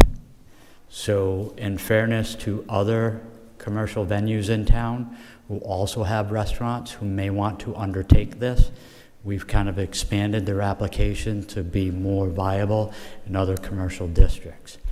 One point I would like to make it clear, in working with Rich Bourbonnais and the Department of Public Service, I heard you talk tonight about sewer capacity and other matters. The wastewater treatment facility in town is not necessarily capable of handling additional effluent from a brewery or microbrewery. So the regulations, in essence, contain a prohibition against any new microbrewery of discharging to the system or pumping and then transporting to South Kingstown system. So if there were a facility permitted in town, they would have to pump and dispose of somewhere else outside of the town of South Kingstown because of the nature. It's not the volume of water, it's what's in the water in the discharge that the treatment plant struggles to handle. So. All right. And Jamie, how many other commercial neighborhood zones are there in the town, and where are they? We have 10 plus in those zones. They're kind of scattered about, and some are one-offs. There's some in West Kingston. There's one by URI, but there are some prohibitions from the sale of alcohol on those properties. We have some in Peacedale, Wakefield, again in Matunic. So they're, again, scattered around town, and in some instances, there are 1 or 2 properties that are historic neighborhood type businesses. They're not expanses of a mile-long stretch of road. The second aspect of this is we are proposing a new definition for an actual brewery, because our existing regulations do not contain a definition of a brewery. They were previously permitted, and everyone's going to say, well, there are a couple breweries in town. They were originally permitted under the terminology of food manufacturing. So we're clarifying that, in essence, the making of beer is a brewery, not necessarily the manufacturing of a food product. So that's a clarification and a quirkiness of our regulations. Go ahead. So I just want to go back to they are BODs? What is the product that here comes Rich. I do, you know. It's a very technical thing, whatever. I've been taught, stay in your lane. Yeah, come on up, I Rich. don't profess to be an expert on this, but Mr. Bourbonnais is. So I'm just trying to understand, so. Has more knowledge than I do. Go ahead, Rich, and then I'll ask a question. So Sorry. the concern with breweries, any malt beverage, is the BOD, or the biological oxygen demand, and the total suspended solids, or TSS. So what we've done in town is that the brewers that are located in the zones, as we discussed, and they're being categorized as food manufacturing, we've allotted them based on their general size, a certain amount of poundage per day. So we convert the milligrams per liter and their flow. We look at their flow and their milligrams per liter as they're testing, and we determine how many pounds a day that they have, or how many pounds they have total, and then how long it takes them to discharge that based on how many we've allotted them. The smaller systems in town, the newest one up the street here, Tower Hill. they are a 7-barrel system, and we've allotted them 40 pounds. Now we only have, someone like Whalers is producing. I mean, they're New England, they're everywhere, and they of course have much more. The other brewers are all 40 pounds. But we've allotted over 300 pounds so far, and we only have, I think it's 512 or something pounds a day that we can accommodate from malt beverage operations. We have BOD from general use. Generally, that runs about 200 milligrams per liter. Breweries can run 12 to 20,000 milligrams per liter. So they're just so much higher, and we can't accommodate it. And what happens is it effectively provides so much food to the system that the system sort of eats itself out of existence, and it breaks down. Then we can't break down the sewage. So, apologies for not being super technical, but we only have 512 total per day. We've already allocated 300 already. Right. What would one 7-barrel system generate in theory? Well, so generally we would say we would give them 40 pounds if a new 40 pounds. brewery came online. Mm-hmm. But what Jamie's saying is that this would say that a brew pub, if it's identified as a brew pub, has to take all their waste off-site. So they're going to have to put it in containers. Now, what some of these systems have done, because some of them are in existing buildings, so they can't necessarily drop a tank in the ground, they can't meter it out from the tank, so what they're doing is they're putting it in above-ground tanks. Now, they could take that off-site and dispose of it like you would like a septic hauler or something like that. With a septic hauler, they could do that. But what they're opting to do is discharge it in a system based on their BOD and TSS level in those tanks. We test it. We tell them you got to meter it out over a 2 or 3 day period. Now, if they were brewing every single day, which they can't necessarily, but if they were brewing, let's say every other day, because they brew clean, they could brew every other day. It'd be tough for them to discharge that without going over the 40 pounds a day. Mm-hmm. If we say if you have 200 gallons and you're at 15 to 20,000 milligrams per liter, it would take you 2 days to discharge that slowly. Right. So what I'm generally saying is that we really don't have a lot of space to put on additional brewers. But the brew pubs, as long as they're hauling off-site, most of the mash and a lot of the byproduct that settles in the tank, that's already being hauled off. They all do that anyways, and they were doing that before we introduced all this. I think they all were. Yeah, they had said they were. It's the washout that we have a problem with it. So when they clean their tanks and when that all goes into this container, that still has a very high level of BOD and TSS. Mm-hmm. So we need to get that out so they can haul it off-site. Mm-hmm. Now, that may change. You know, and it could change, and we could see that maybe there's not a lot, or they're very, very small. Maybe they just have these small containers, and then we could discuss it again. I think we revisit it someday down the line, but let's just get it going, because it needs to get going. It doesn't affect Matunic because they're already on a septic system, right? But let's just keep them offline for now, and then once we sort it out, once the dust settles, then we can figure it out. Does this relate to wineries or other, companies that do other types of liquor? It does. It does. So anybody that's brewing is going to have these same issues. But the wine, the places that are making wine and everything, they're all offline. They're all on septic systems, so it doesn't affect our system. In fact, Matunic won't even be permitted through us. It doesn't need to be. But anybody in town, we're going to have to get a permit in order so that we can at least inspect, make sure they're offline, and stay offline. But the way it's set up, I believe now, is that if a brewery comes in and they go into one of these industrial zones, I mean, I don't know that we've talked about this extensively, but a new brewer could come in, but he'd have to go into one of these existing zones that already allow it. But they wouldn't, if they're classified as a brew pub, and if it's an accessory use to the primary use, which is a restaurant, then they got to take it offline. Okay. All right. I look forward to working through this at the next meeting. So this is for an order of notice. When, I didn't see the... October 15th, I think. It's October 15th. First meeting in October, is that right, Jamie? I believe so. I believe Nicole could verify that. Yeah. So in Yes, 30 days. Yeah, it would go for October 15th. I just wanted to make sure we had time to advertise 3 times as required. Perfect. Motion to approve item 6J. Second. All right, we have a motion and a second. Any discussion? All in favor? Aye. All right, that passes. Thank you, Jamie. Thank you, Rich. Mike Stack, come on up.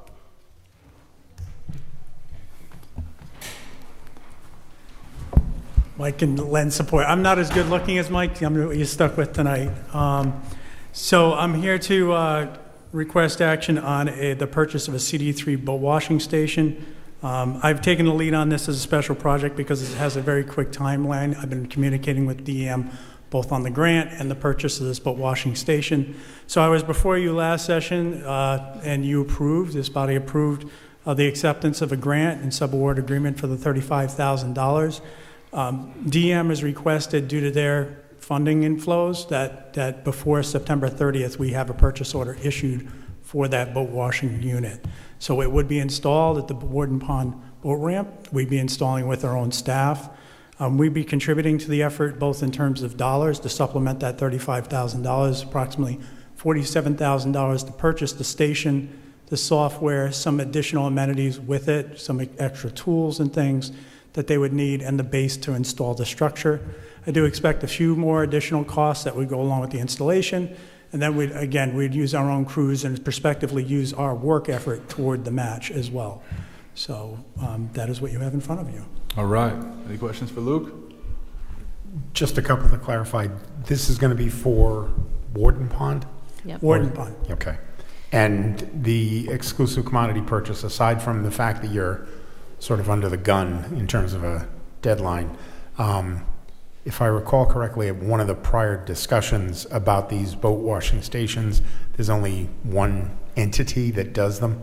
Yeah, there's 2 things. One is the only entity I know that actually has this type of unit with the solar panels and the self-containment. The second is our subaward agreement specifically calls out this company and this unit. So. All right. So I recently saw a video with Hydrilla in Warden's Pond, so someone sent it to me. I don't know if you've had a chance, someone was out there over the weekend. So we need to move along really quickly. So motion to approve 6K. Second. All right, we got a motion and a second. Any discussion? I'll ask you this question, Luke. Are there opportunities for grant funding in addition to the boat washing station for Warden's Pond? That's a good question. I don't know at this point. I've been in constant contact with DEM, as has Mike Stack. We're lockstep with them. The issue with Warden Pond is the hydrill is pretty extensive, and I think that DEM just got over a Fish and Wildlife grant that they had received for Indian Lake. So I would expect that they're actively looking. We'll continue to look as well and use them as a resource because they're going to be probably DEM will be our pass-through really to the federal government for those types of larger grants that we'll need. All right. This is just a question. How are we educating the community once the boat washing station is installed? And are we, like, when you get a fishing license, when you, like, I don't know, like, should we do it, how should we promote? That's actually... Mike Stack, come on up. Yeah, that's a really good question. There's a part of this grant towards education you want to... Good evening. So specific to Warden's Pond, there currently isn't an education component like we have over at Indian Lake where we're bringing in volunteers or DEM staff to sit for certain periods of peak times to educate the boating public. With this grant, this was actually part of, if you remember back, how we leveraged getting additional funding over at Indian Lake when that was initially seen, and at that point, they didn't even know what we had for hydrilla in Warden's Pond. And now they've done some initial surveys, and it's much worse than they anticipated. It's much more widespread, as you saw in the video, I think, that you're referencing. So obviously, it's a much bigger body of water. It's Warden's Pond is known as a sport fish freshwater pond in the state, and it attracts people from all over to fish there. So I think one of the things we have with Warden's Pond in our favor is that it already has a watershed management plan. If you remember, we talked about getting the watershed management plan in place for Indian Lake and the Saugatucket River. We didn't have that, and we weren't eligible for the NPS grants, the non-point source pollution EPA grants. With this watershed, that plan is already in place, which is why we were able to apply under that grant for the boat wash station. So this was kind of, in essence, dipping our toes in the water, no pun intended, to say, hey, we acknowledge there's a problem. This is a busy boat ramp. It's probably here. This was on DEM's suggestion. They suggested that this is something we pursue, and it's going to be a town-state partnership because it's a DEM boat ramp that we're installing this at. So we're kind of going out and saying, hey, we're going to take this step forward and provide this. So to answer your question, the education will come later. I anticipate there will be more grant opportunities available. Also, last year we applied to the Wood-Pawcatuck watershed for a grant to address exactly what you're asking, the education for hydrilla, where we were going to, we proposed putting up kiosks with information at all the various Wood-Pawcatuck watershed accesses in South Kingstown. So that would include like the Chepuxet up by Taylor's Landing, 30 Acre Pond up at URI, and some other locations. That's available again this winter, so we can look to that grant and see is that, if that's a potential opportunity. But broadly, I think the state really needs to come up with some kind of game plan. This is not new in this country. They just need to follow some of the other states that have gone down this road for years and come up with a comprehensive plan, in my opinion, for the whole state and how to address this. That includes education, mitigation, treatment, all that stuff. But this was came at us, as you know, last year, and we tried to move very quickly on it. So we're just kind of grabbing whatever we can at this point. Given the level of infestation that you found in Warden's Pond, and I understand that treatment is somewhat cyclical and the grant cycles are somewhat cyclical. Which don't coincide usually. And they don't coincide.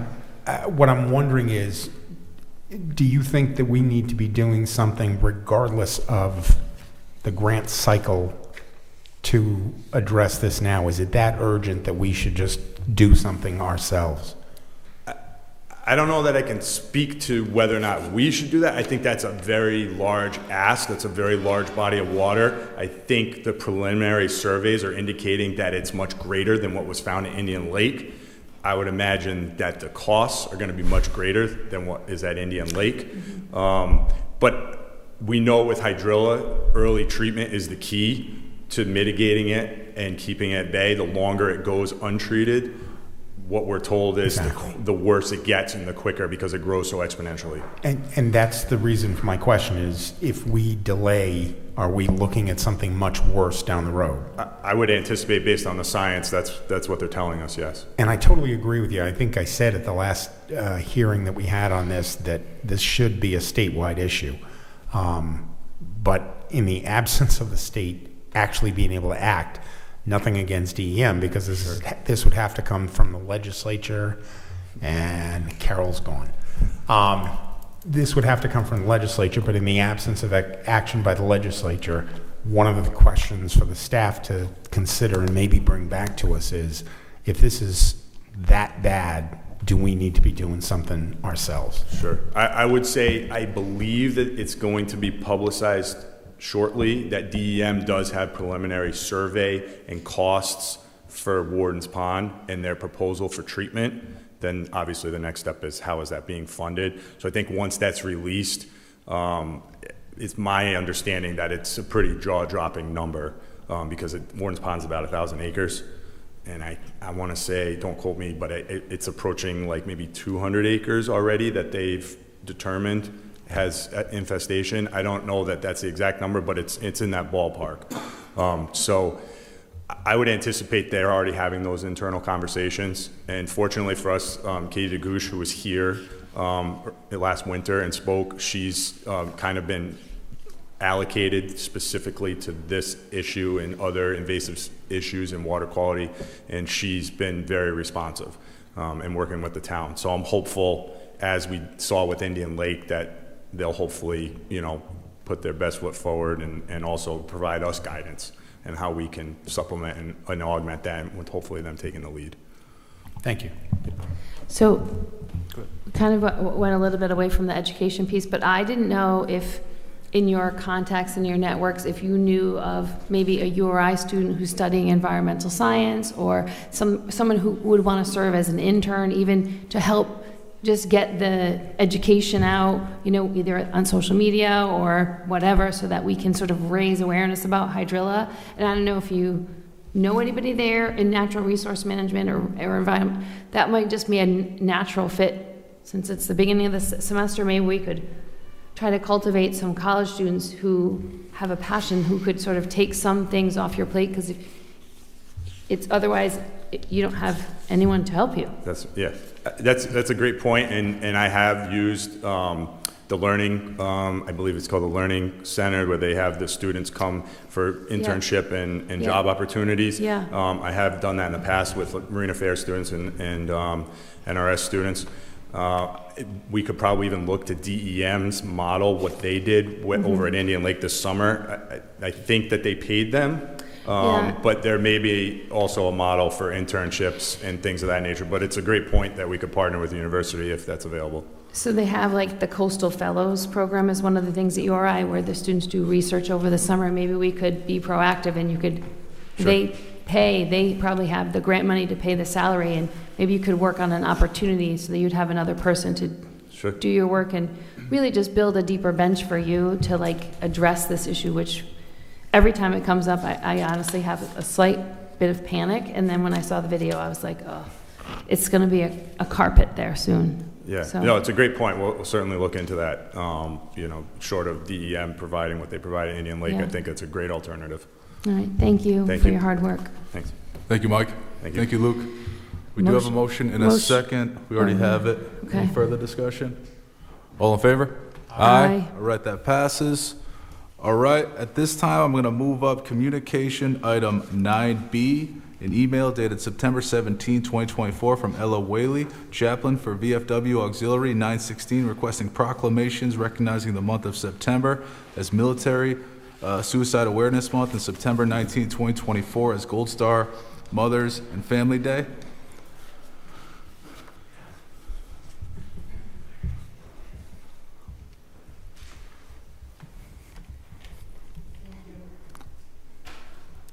There's a button on the right. Thank you. I would just like to thank the town council for getting these proclamations done. I'd like to first introduce our president and let her speak, and then I have a few things to say. Our president is Erica Westbrook. everybody. My name is Erica Westbrook, as Ella said. I am the president for the VFW Auxiliary 916 here in Wakefield, literally right across the street. We just want to move the microphone so you can be heard by the people at home. You can stand wherever you want. I was just trying to adjust you. Okay, I'm trying to be open and speak I know. to everybody in I the know. room. It's So so I nice. usually speak louder. Maybe that'll help. I don't know. So usually when we come in here, typically I would look like this. I would have my uniform shirt on in some form or another. However, this year I decided not to do that on purpose because I wanted to show that not everyone who experiences suicidal ideation or has suicidal thoughts wears a uniform. Sometimes we look like this. We're just in a t-shirt and leggings and sneakers. And it doesn't even have to be active suicidal ideation. It can be passive suicidal ideation. You know, like, yeah, I'm just not feeling great today, so if I didn't wake up tomorrow, you know, who's gonna notice? Who's gonna care? We've been coming in for a lot of years. Thank you for allowing us to come in and request the proclamation that you guys generously grant every single year. Typically, we're talking about, you know, numbers. We're using stories, we're using photos, we're using statistics. Everybody knows about the 22 a day. That number's been fluctuating for the last few years between 17 and 22. So there's no definitive number because every time we get a new number, it's 2 years old because that's how far behind the data is. I decided to bring in a new statistic this year. That number is 112. That is the number of people that are affected by one person's suicide. And that's average. It can be family members, spouses, providers, mental health providers, you know. So yeah, I just, that was a new number, you know. So there are several resources available that we know of. We know that military suicide, I'm no longer, and a lot of people in my position are also, we're stopping using the word veteran suicide epidemic. It's military suicide because it's not just veterans. It's not just an 18 to 20-year-old veteran who just got back from deployment. A lot of what we're seeing is an uptick in the 45 to 65 range, 65 and older age range. It's those older veterans who served in Vietnam, who served in World War II, that no longer have anything to distract themselves from the nightmares, from the memories, from random flashbacks in the middle of the day. That's where we're seeing the numbers rising at this point. So there are, again, several resources that are available. There is new programming in the state of Rhode Island called the SSG Fox Grant. There are several agencies that have that funding. That funding came from the VA. So we do actually have teams at this point. We have dedicated veteran services coordinators at a few of the community mental health agencies around the state. And then 988. 988 rolled out this year. If you call 988 and push 1, that's for active duty military and veteran. If you push 2 or 3, that's family members that are looking for assistance for either themselves or their military service member. So, but again, like I said, I just wanted to say thank you. You guys always, every year, come through for us, and we appreciate it greatly.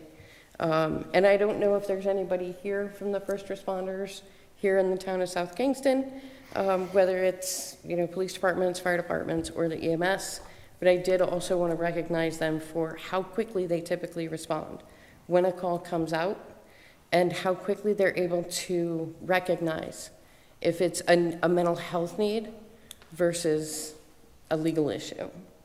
So anyway, Ella has a few things regarding Gold Star families as well. Thank you, Erica.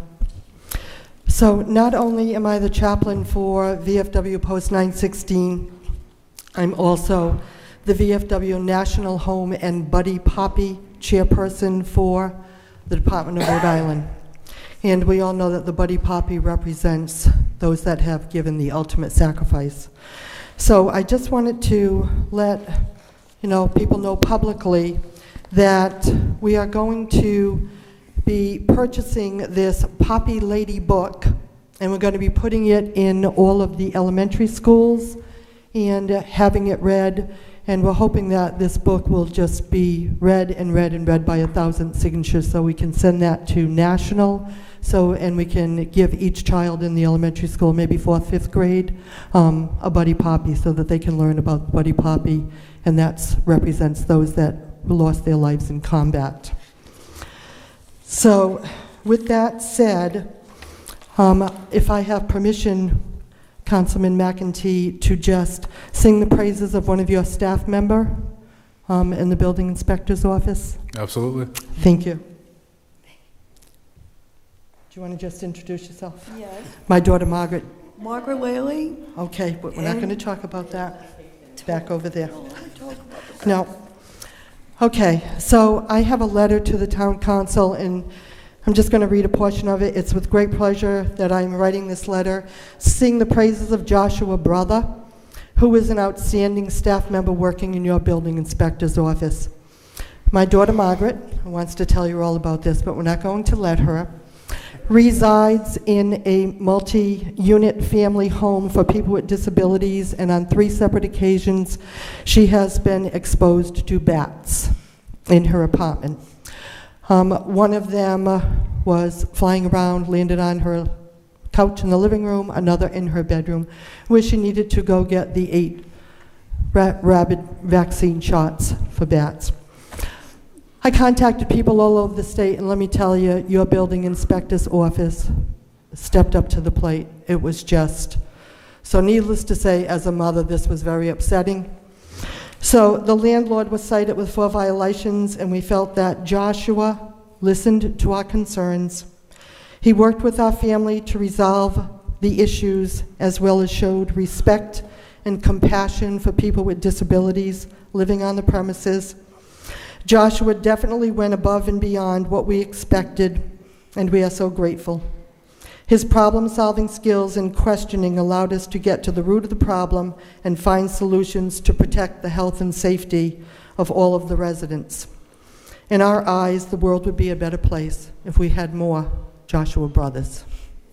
So not only, being on the town council, sometimes you don't hear the good things, so I just wanted to let you know that. And the last thing that I just want to let you know that I am thrilled with the new affordable houses that went in behind the police station under Vespia Lane, named after our former chief of police. God rest his soul. And Margaret will be owning one of those. So anyways, thank you for allowing that, where it has also added a lot of affordable units, more affordable units to our town, which you know that we need. No, you cannot speak. So thank you very much. No. I just want to clarify one thing about 988. That's anybody who's suicidal can call that. It's not just for veterans. Okay. Just want to. Just pointing out because it being Military Suicide Awareness Month. Right. I just want to make sure that. For everybody. Right. Yeah. I just want to make sure that people know that. And Ella and Erica, I do have proclamations to present to you, so I do want to read that now. The first one being Military Suicide Awareness Month, whereas family matters, support matters, and every military veteran matters. This September, Suicide Prevention Month encourages veterans and their loved ones to focus on the things that give life meaning. Anyone who knows a veteran can help. And whereas whether a veteran has just returned home or served years ago, their experiences remain with them. Their wounds might not be visible, but they need our attention. we can support veterans who are dealing with challenges of all kinds. We're in this together. And whereas the U.S. Department of Veterans Affairs urges groups and individuals nationwide to stay alert for signs of suicide risk in the veterans they care about, if you're concerned about the veteran in your life, lending a hand doesn't have to be hard. Just talking about it opens the door to finding support, and the Veterans Crisis Line can help. And whereas the first step in preventing suicide is to understand the warning signs, people may show signs of risk before considering harming themselves. Warning signs include hopelessness, anxiety, agitation, sleeplessness or mood swings, rage or anger, engaging in risky activities, increasing alcohol or drug abuse, and withdrawing from family and friends. Whereas the Veterans Crisis Line is a free, confidential resource that veterans and their families and friends can access any day, anytime. Trained professionals at the Veterans Crisis Line, many who are veterans themselves, are ready to listen, providing free, confidential support 24/7, 365 days a year. And whereas the VA counts on grassroots networks and community organizations to spread the word that support is just a call, click, or text away, it's up to all of us to get educated, get involved, and take action to help veterans access the support and care they deserve. Whereas September is Suicide Prevention Awareness Month, and September 10th, 2024 is both Suicide Prevention Awareness Day and the start of Suicide Prevention Awareness Week. This year, the World Health Organization has decided to go with the theme, Changing the Narrative on Suicide. Now, therefore, we, the Town Council of the Town of South Kingstown, proclaim September 2024 as Military Suicide Awareness Month in the Town of South Kingstown, and request our residents to let a veteran know they're not alone and that they matter. Beautiful. Thank you. I also have a proclamation for Gold Star Mothers and Family Day. Whereas Sunday, September 29th, 2024 is Gold Star Mothers and Family Day, and whereas this is a day set to recognize, honor, and remember those who lost their closest loved ones to combat, and whereas the concept of Gold Star loved ones dates back to the First World War, but Gold Star Mother's Day was officially observed for the first time in 1936 when President Franklin Roosevelt announced it would be the last Sunday of September each year. Whereas more than 70 years later, President Barack Obama extended the recognition to include the fallen soldier's entire family. Now, therefore, we, the Town Council of the Town of South Kingstown, proclaim September 29, 2024 as Gold Star Mothers and Family Day in the Town of South Kingstown, and request our residents to let a family member who has lost someone in combat know they are not alone, and we honor their family members' ultimate sacrifice for our great country. Beautiful. Do you want to go get it? Thank you, Ella. Thank you, Erica. Thank you, Margaret. Thank you so much.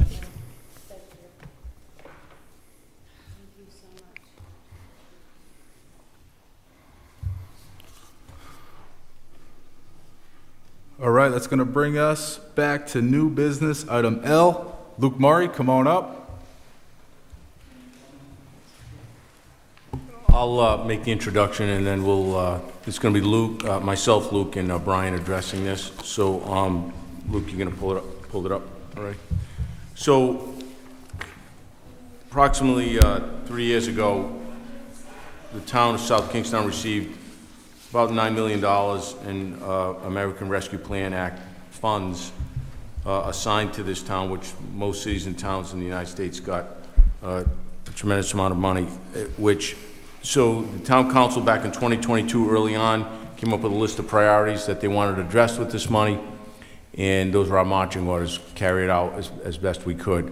But we always knew that there was a deadline, and the deadline is December 31st of 2024, when those funds have to be committed through contracts to be utilized. So fairly early on, this team here in town came up with a plan that any funds that were not expended, what would we do with them? We would have to obviously make a recommendation to the town council to make some amends to this and reallocate these funds.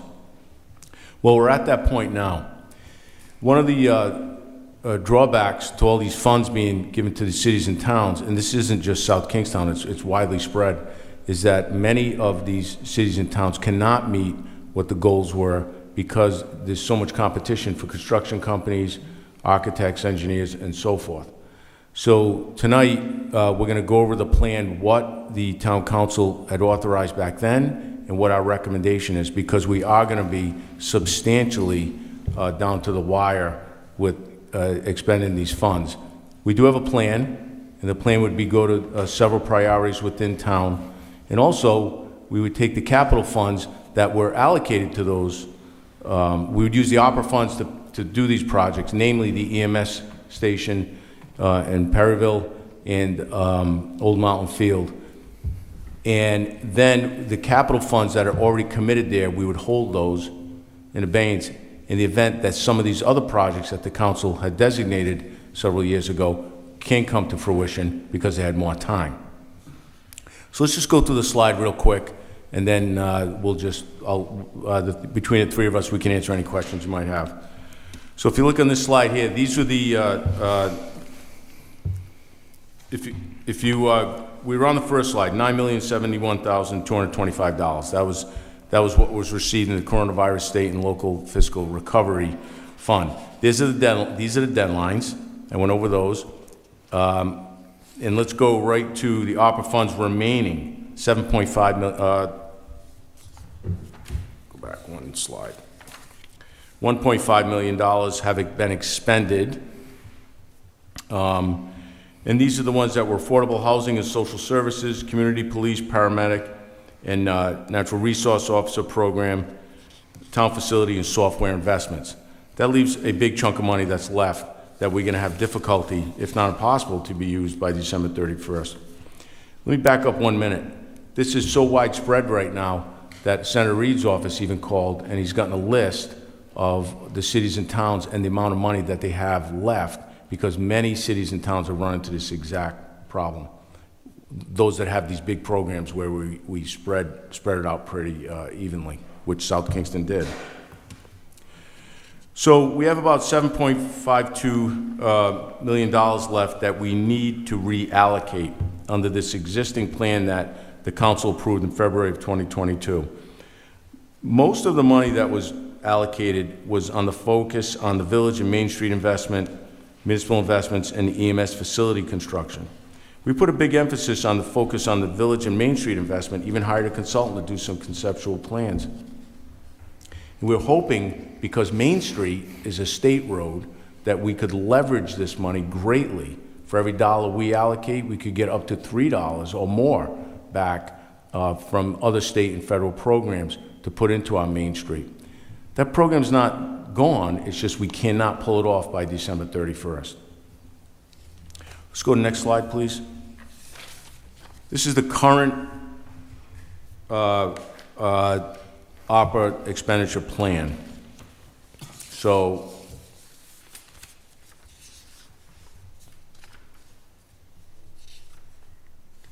my slide is a little different than yours, Luke. But so if you look at the funding area, this is what was currently allocated. The village downtown, 3.49 million.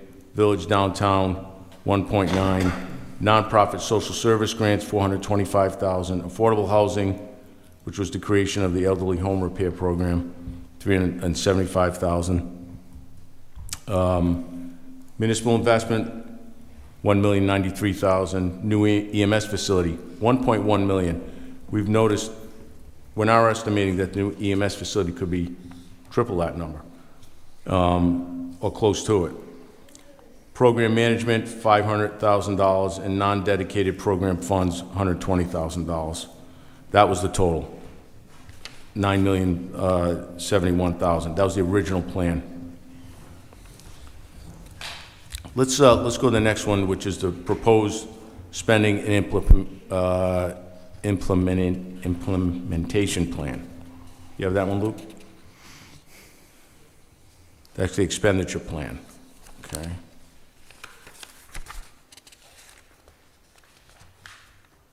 What page are you on, Luke? Because this one doesn't match up. The one you gave me today doesn't match up to that one. Okay. So, okay. So I'm on the same page as different title.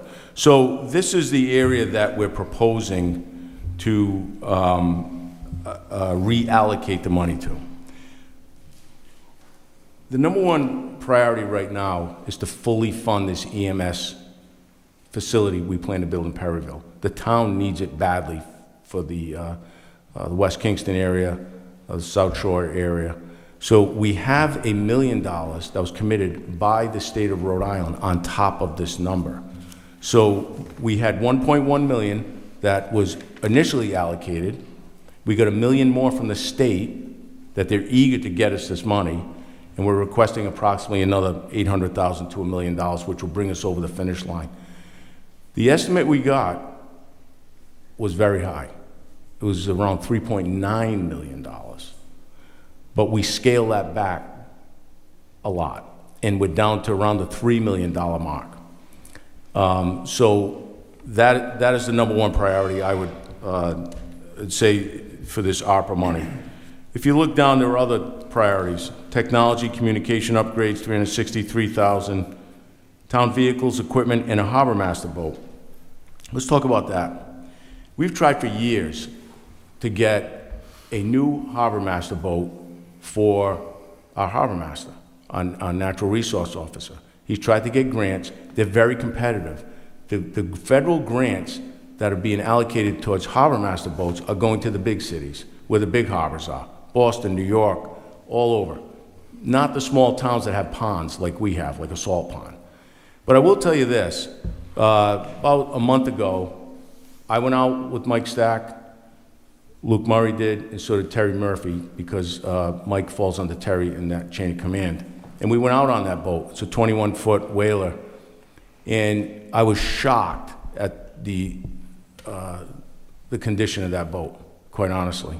That's when I knew right away when we pulled in, we have to get a new boat. Picture his boat like a sponge with a motor on it. That's really what it came down to. It filled with water when we were in the pond. You could see it listing to one side. And I said, you know, it was obvious that there was water in the hull. The hull's porous. And he said, well, I said, let's see this boat get on top end. Let's see it get out of its own way. And it took us quite a while for that thing to move along. All the water had to drain out of the hull before it would come up on plane and you could go somewhere. That we have, I mean, there's a lot of water surrounding this town. And we're on we're currently on the Narragansett Bay Marine Task Force, which is an emergency task force that's from Newport to Narragansett and down the coast. In the event that a vehicle or some type of serious rescue is needed, all these boats can respond. He cannot respond. He cannot go out of the breakwater with that boat. No way. It's not safe. So he just plugs along with that boat. We need a new state-of-the-art boat that will last us another 20-something years. That's part of the proposal. If you go downtown building maintenance improvements, $869,000. Roadways, sidewalks, related engineering, $635,000. Old Mountain Field improvements, phase 1, $2.5 million. We're going to be spending that money anyway in the future. My recommendation would be let's get a good jump on it right now while we have this money. Any capital money we have put aside over there, we can, once again, we can hold back or continue to use it. Park, playground, court improvements, $705,000. Main Street, downtown village investments, approximately $1.7 million. Social service, affordable housing, $663,000. Town staffing, which is the natural resource officer, community policing, and community paramedic, $652,000.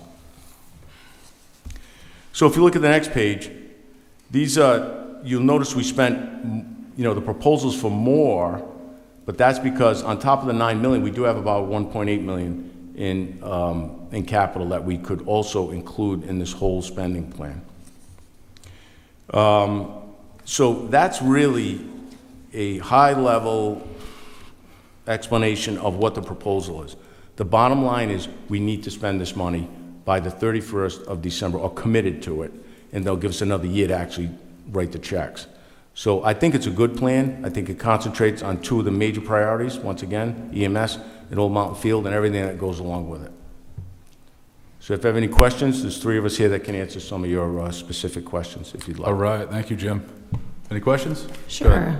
So I'll ask the question because I think the community is wondering why the boat is $500,000. What kind Why of... why what? Why the harbor master boat would be $500,000. So what type of boat is it? Well, so the boat they got in Narragansett, it's I'll let Mike give you the specs on it. They're very expensive boats. They're not just like a fishing boat. And even a fishing boat now is measured in, six figures, a 21-foot whaler. But this boat is a rescue boat. I believe it was a 27-footer, Mike? Is that what it is, a 27-footer? And it has emergency equipment on it, and so forth and so on. That is the price of an emergency boat. Narragansett spent about $450,000 on their boat about 7 years ago. Boats are very expensive. That's sort of the going rate for new boats. Do you have a spec on it, or is it just like Yes. a placeholder amount? We have specs on it. You can come up, Mike. I'm just typing Narragansett emergency boat just to see what the heck comes up and what it looks like. 'Cause Does it make sense to buy I can't used? imagine. Does it make sense to buy used, to potentially have a long... It does not. life You're through buying that? someone else's problems. There was Sorry. And also, before you talk, just the whole point of the ARPA grants were to reduce the impacts of COVID. So I don't know how does even the boat justify that? It just seems, I know we probably need a boat. That boat doesn't sound very safe to me, but I don't know. Just confused. Just go ahead. You want me to talk, or you want him? It's a municipal investment. It's certainly in the purview of what ARPA monies can be spent for. It is. It's allowable. It's an allowable expenditure, correct. Mike, you want to talk a little bit about the boat? Absolutely. I'm happy to answer any questions and tell you more about it. One thing to your point about COVID, and I know in the grand scheme of what went on with COVID and how we're allocating funds is probably just a minor thing, but we did see an exponential increase in boating nationally and locally due to COVID because of people reprioritizing their recreation activities. Anybody who's on the water will clearly tell you that the amount of traffic has exponentially increased since COVID happened. I think I want to say the increase in boat purchases during that period was something like a 40% increase or something. It was pretty astronomical, and we're clearly seeing that locally. Just real briefly, so you understand how I'm backing into this request, I was a Marine Patrol officer for the state prior to being a harbor master, and I also am a nationally credentialed instructor for public safety boat operation through the National Association of Boating Law Enforcement Administrators. And so in that capacity, I travel around the country teaching other first responders how to operate the boats and operating their boats. So I've been on a lot of platforms, I've operated a lot of boats. Additionally, when I set out on this, I went to other municipalities in New England to see what they were operating, what they saw. The state police, it has a similar platform to this. Station Point Judith had a similar platform to this. They send stuff out for re-engineering, and so it goes back out to bid. Newport Harbor Master, they use a similar platform. So these are purpose-built, as Jim mentioned, purpose-built emergency response vessels. They have completely sealed decks, so they don't sink. They're welded aluminum. This boat's going to have state-of-the-art equipment, FLIR, which is your forward-looking infrared to find people in the dark. It's going to have special sonar, see things below the water, evidence recovery, God forbid, recovery of bodies and things of that nature. It's going to be set up for the dive team to use, for UFD and the police department. It's going to be set up for the rescue swimmers that we have here in town, for them to be able to respond. It's going to be built so that it can approach the ferry and put personnel on the ferry in emergencies. We've had 2 instances in the past couple of years. Our boat is not capable of providing our first responders a platform to get out there. Station Point Judith has been the go-to in this instance. Recently, the federal government has rolled back the amount of stations that are operating in the entire country.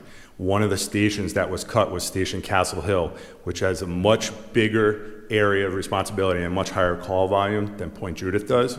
Point Judith is now covering all of Station Castle Hills area. So there's one Coast Guard station for the entire state of Rhode Island, all the way up Narragansett Bay, all the way to Fall River, the Providence River, down to Westerly, over to Westport. They did not put any extra boats on. They are relying very heavily on the Narragansett Bay Marine Task Force to respond to any major incident. We just had an incident the other day down at the Charleston Breachway, 3 people in the water. The boat was sinking. I was the only person who responded. Fortunately, it was flat calm, and it still took me like 25 minutes to get down there. So this boat will, your waterline length, so it's bigger than what we have now. That's what you need to be out in those kinds of conditions. You need more waterline length. This will have a wider beam, the width of it, so you'll be able to put backboards and stretchers and things of that nature for EMS. It will be faster. It will have better seakeeping abilities, weather, be able to go out in all types of weather. That's why. And to Jim's point, this is not a recreational boat. So I want everything you said should be written out in a press release, because you absolutely are very compelling. You have many examples of why it's necessary and what it costs and what it provides. It sounds like a great idea. So I think, like, promoting it and explaining it, like, go back in the tape, and this is a great story and of like why we need it. And I really wanted to recognize how you connect to the police dive team that we talked about, I don't know, a couple meetings ago. We bought scuba suits for the police officers. I think people need to understand how it fits into a comprehensive approach, and I think all of your examples and connections help me understand and be able to explain it to someone else. But I think your depth of knowledge was greatly appreciated by me, and I'm sure everybody here. So I appreciate you saying that. Thank you. Sure. Yeah, I'm happy to answer any more questions, and just, anybody that has any questions or wants more details. It's needed. It will be the only emergency response boat that this town has. And I will tell you, there are other municipalities who routinely will be asked to respond to things, and they may not be able to go because they don't have staffing or because the boat is down, and same thing with the Coast Guard. There's times that the Coast Guard's, they're crew fatigued. They can't go out, depending on what the call is. So there's definitely a need, and I know anytime somebody sees a new boat, they think, I would love to have a new boat. I'm thinking a 50-foot Viking, at Bertram. I'd be happy to have a 50-foot Viking. So that's why. So I Googled something. Is it like a gray boat? Is it this gray boat They're here? welded aluminum boats. There are companies such as Safe, that's the boat we're targeting. They're kind of, purpose-built. They have had no hull failures. They're used throughout the Northeast and around the country, and actually around the world. They build police, fire, EMS boats. There's a collar around it, so as you approach boats, it provides some cushioning so you don't damage other boats when you're coming alongside boats. It's going to have all the emergency equipment that you think you need. It'll be able to tow vessels that are going to be going up on the rocks. We'll be able to pluck people off the jetty in the Harbor of Refuge, which happens routinely. Boats go up on there. So it'll have personnel cutouts to pull people out of the water. I'm trying to think about anything, and this is all day long, a 30-year boat. It's going to last a long time, and hopefully it can respond to any type of emergency that we'll have around here. I really appreciate everything you've just said. You have no idea. I didn't have all those connections to how it could be helpful. So I appreciate it. Thank you. Yep. Good. Not for Mike, but for Jim. One of the items that you listed in the presentation was 3 staffing positions, and the deadline to complete expenditures is December of '26. What's your plan for those staff positions after December of '26 when this money runs out? Go ahead, Luke. So that money's been spent. So NRO was 2 years of funding that's completed.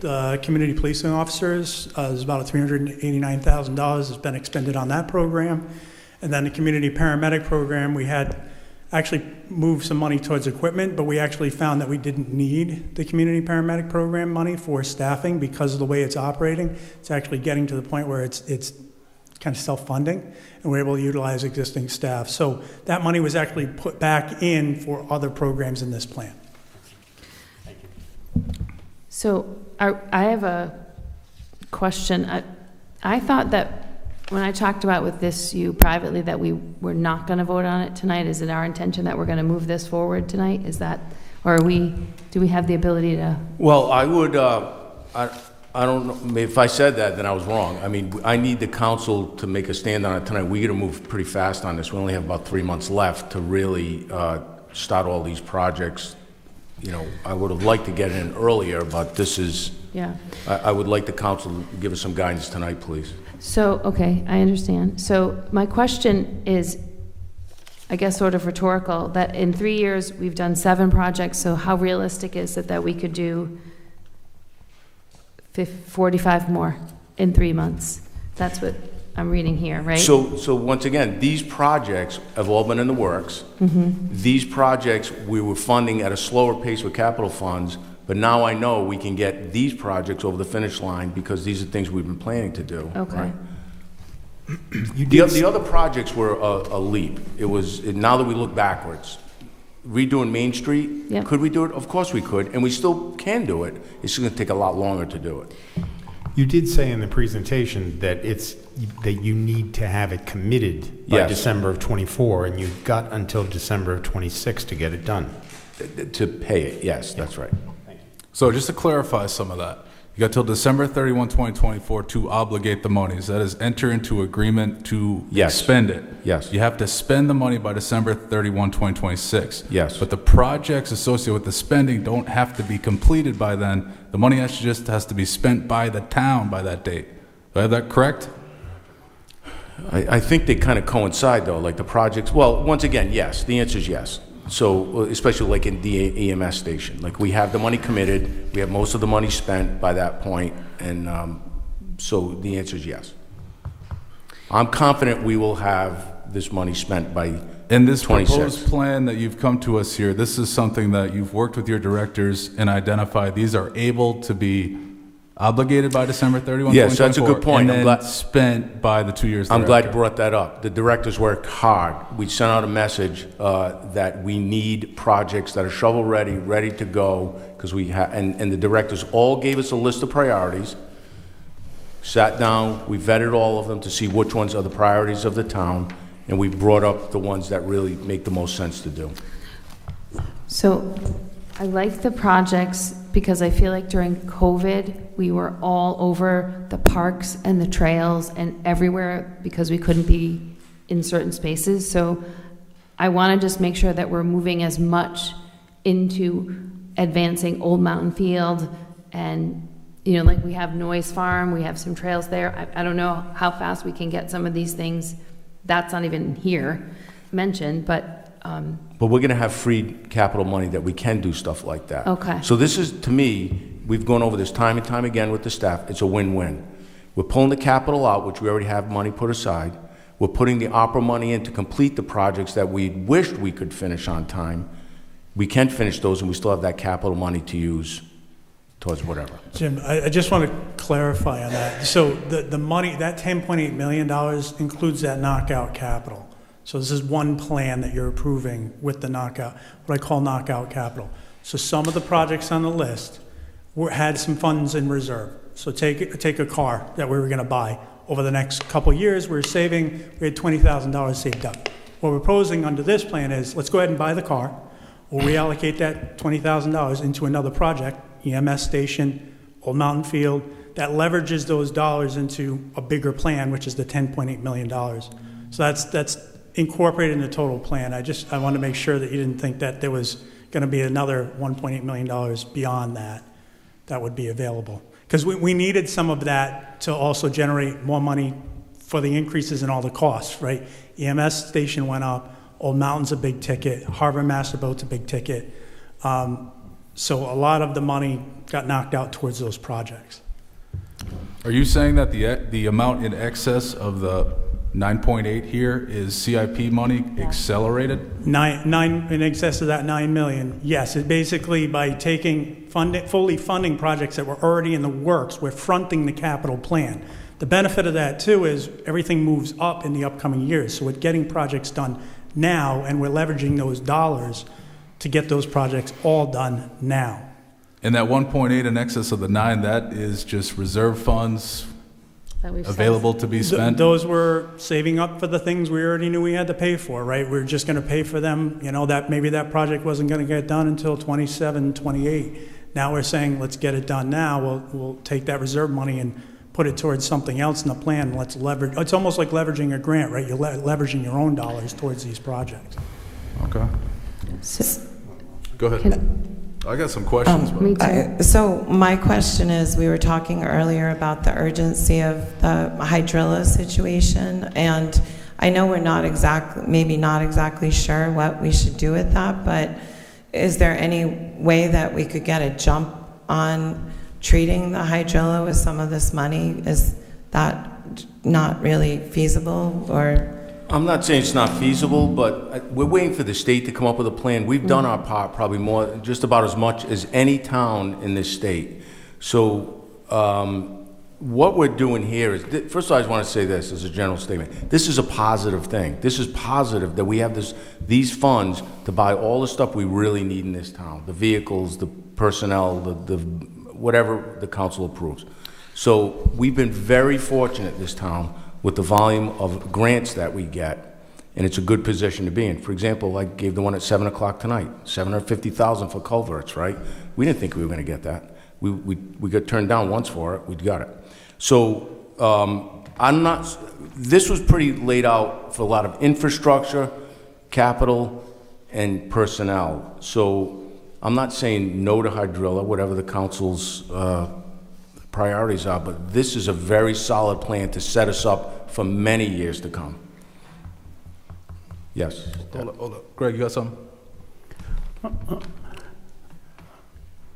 I know a lot of time has been put into this, and it sounds like everything that you've listed is ready to go. We're talking a tremendous amount of money here. To me, I think you should have public input at the next meeting. I'm definitely saying spend all the money, but to get some input, residents may have some different thoughts in different areas.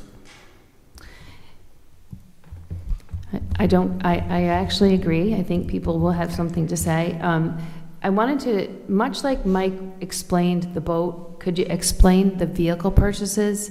And also, like I'm looking at whatever, there's one here I just saw.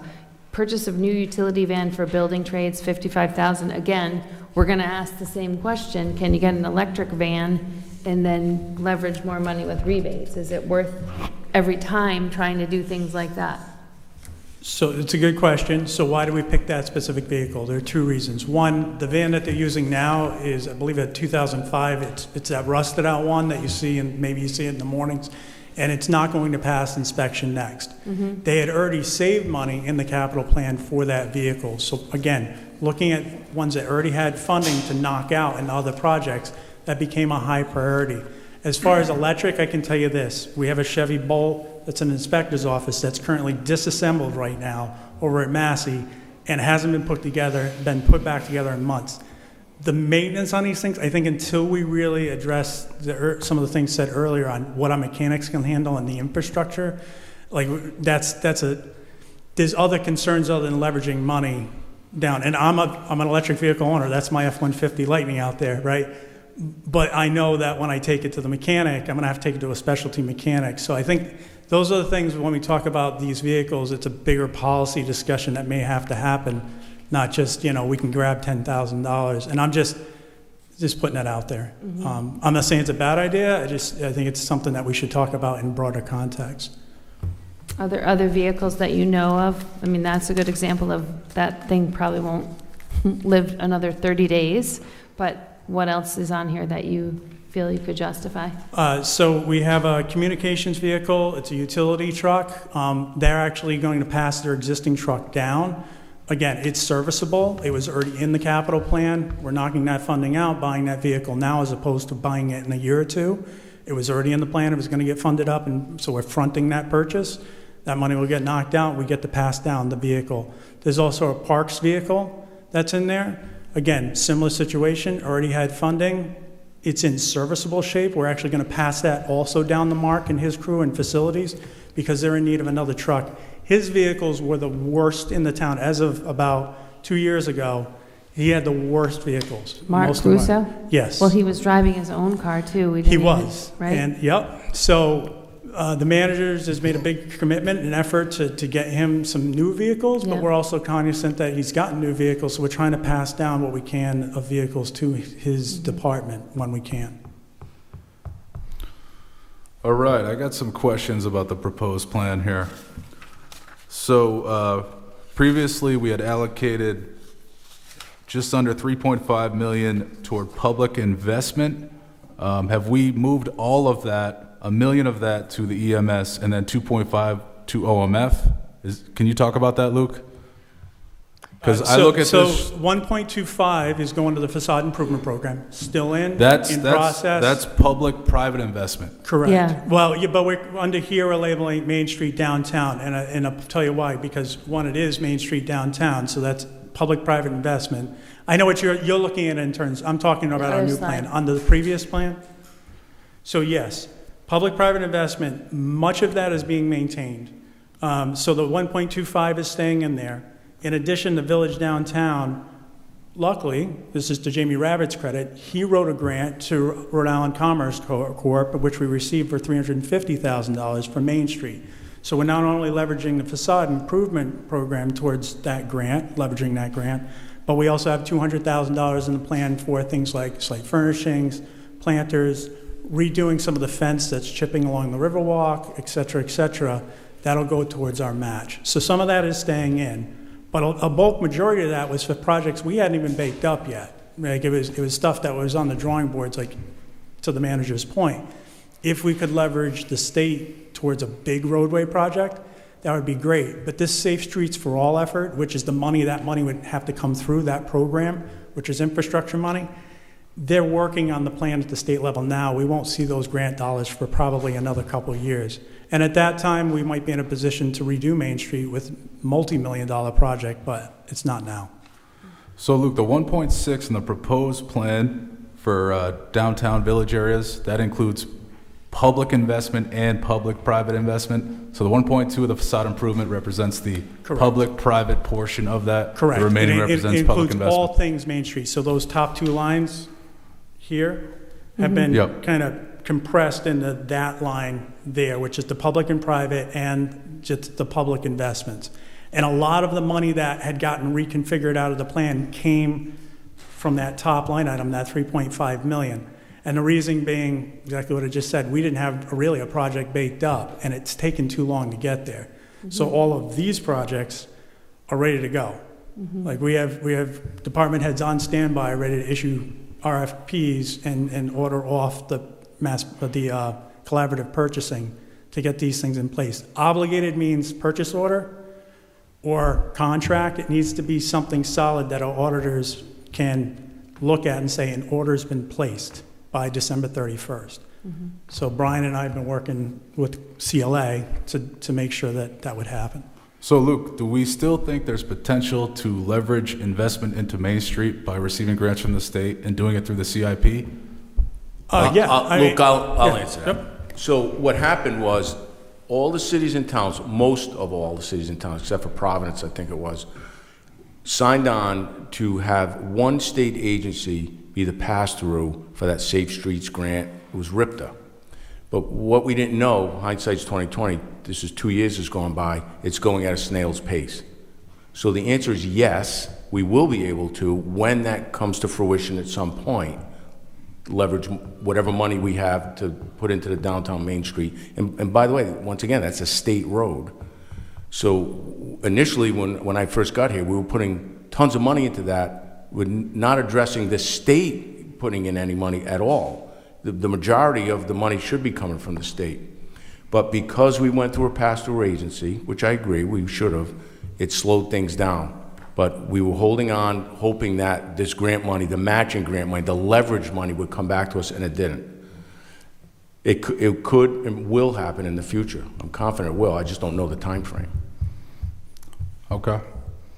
One other thing, I want to talk through Old Mountain Field. I want to get an idea how much This $2.5 million investment will allow to accelerate the plan. Maybe we could bring Terry Murphy up just to talk about it. Can I add my question? So it's related to Old Mountain Field, so she answers both. Can you just go through how we were financing this project? Like, is there a bond connected to this, or is it all through the CIP as well? That was my question, to go with Rory's question. Good evening. So if we go back several months with regard to Old Mountain Field, first of all, to answer Council President McEntee's question, the phase one of the project, as I mentioned in the last council meeting, is actually estimated at $4.3 million. What is being proposed here is for phase 1A, which was originally what was placed in the CIP last year, which is essentially the restroom and concession building, along with the picnic area surrounding it and the stadium-style seating for the baseball field. That was the extent of phase 1A, which is what $2.5 million will cover. In terms of expediting, if we were to do all of phase one, the last estimate we received was $4.3 million, and that would include the entirety of the parking lot from the entrance at Old Mountain Road down to the very end of the lot by the skate park, where there would be a roundabout put in so that the traffic circulation would be better within the park. It also includes the promenade walkway along the parking lot, along the length of the park. That would be all of phase one, lighting as well. So what this is proposing is for us to be able to get through phase 1A. What we awarded Beta Group, the engineering firm, was to complete the plans and specs for phase one. They're going to do that anyway, but we can split out the bid so that it would be done as alternates. So if for some reason we were able to secure the full $4.3 million, we would be able to do all of phase one. To answer Councilwoman Bergner's question with regard to how it was funded and proposed through the capital plan this year, there were a number of different funding sources that were proposed. We had some in funding reserve.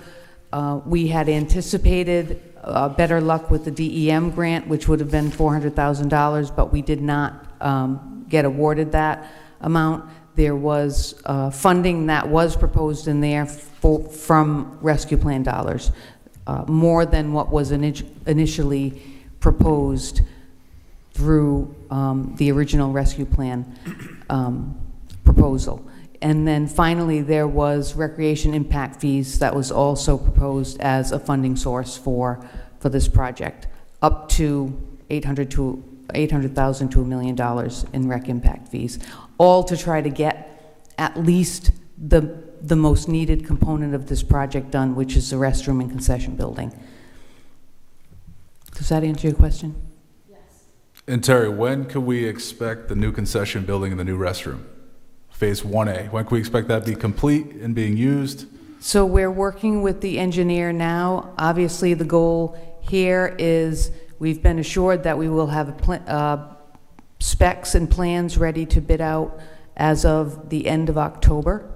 And so we are on, again, I mentioned this at the last meeting, we're on a very aggressive time frame with awarding a contract so that a contract can be awarded early December. So we're committing those funds. In terms of the construction timeline, I don't have that defined as of this time. What I do know is that within the bid specs and the RFP, there will be a timeline and constraints put on the contractor, whoever is awarded the bid, to work within a certain time frame and also make adjustments to their work so that it doesn't interfere with things that are going on at the park. There will be, it's unavoidable. A project of this size, there will be some interruption at the park, but we are going to try to minimize it as much as possible. We hope to have a 25%, not hope to have, we will have by the end of this month 25% bid plans and specs, and then by the middle of October, 90% bids and specs, which will also include the projected cost along with a projected construction timeframe for the project. So we'll know more at that point in terms of actual execution of the construction. Excellent. Thank you, Terry. Any other questions for Terry? I guess it was the only original people from the rescue plan allocations were Rory and I that have come forward this time. I guess you never know what you didn't know when you were doing it, but 3 years ago, a lot of projects sounded like a really great idea. And, we can't go back. I probably would have pushed that we just did 2 projects and said we did A and we did B. We did the park, we did EMS, we did some grants. We made it much more simple for ourselves. This has been, I think, overly complicated with, now we're going to have we're basically going to have 45 new business items between now and December 31st, approving as quickly as we can. So I'm almost inclined to try to make it as simple as possible, and I almost would want to give the whole $4 million and advance the Old Mountain feel and be like, we did that, and we did EMS, and we made our lives and the community lives better and simpler, and those make sense, and maybe the boat and the vehicles, and just really shrink, because it just seems like we're going to be doing all of this while trying to do all the regular business of the town, maybe have new people on this council, work into the CIP. It's kind of a lot. And then all the while trying to build an amazing high school, and move that forward as well. So I don't know. I just want to try to think of if each of you could think is larger and smaller and simpler better?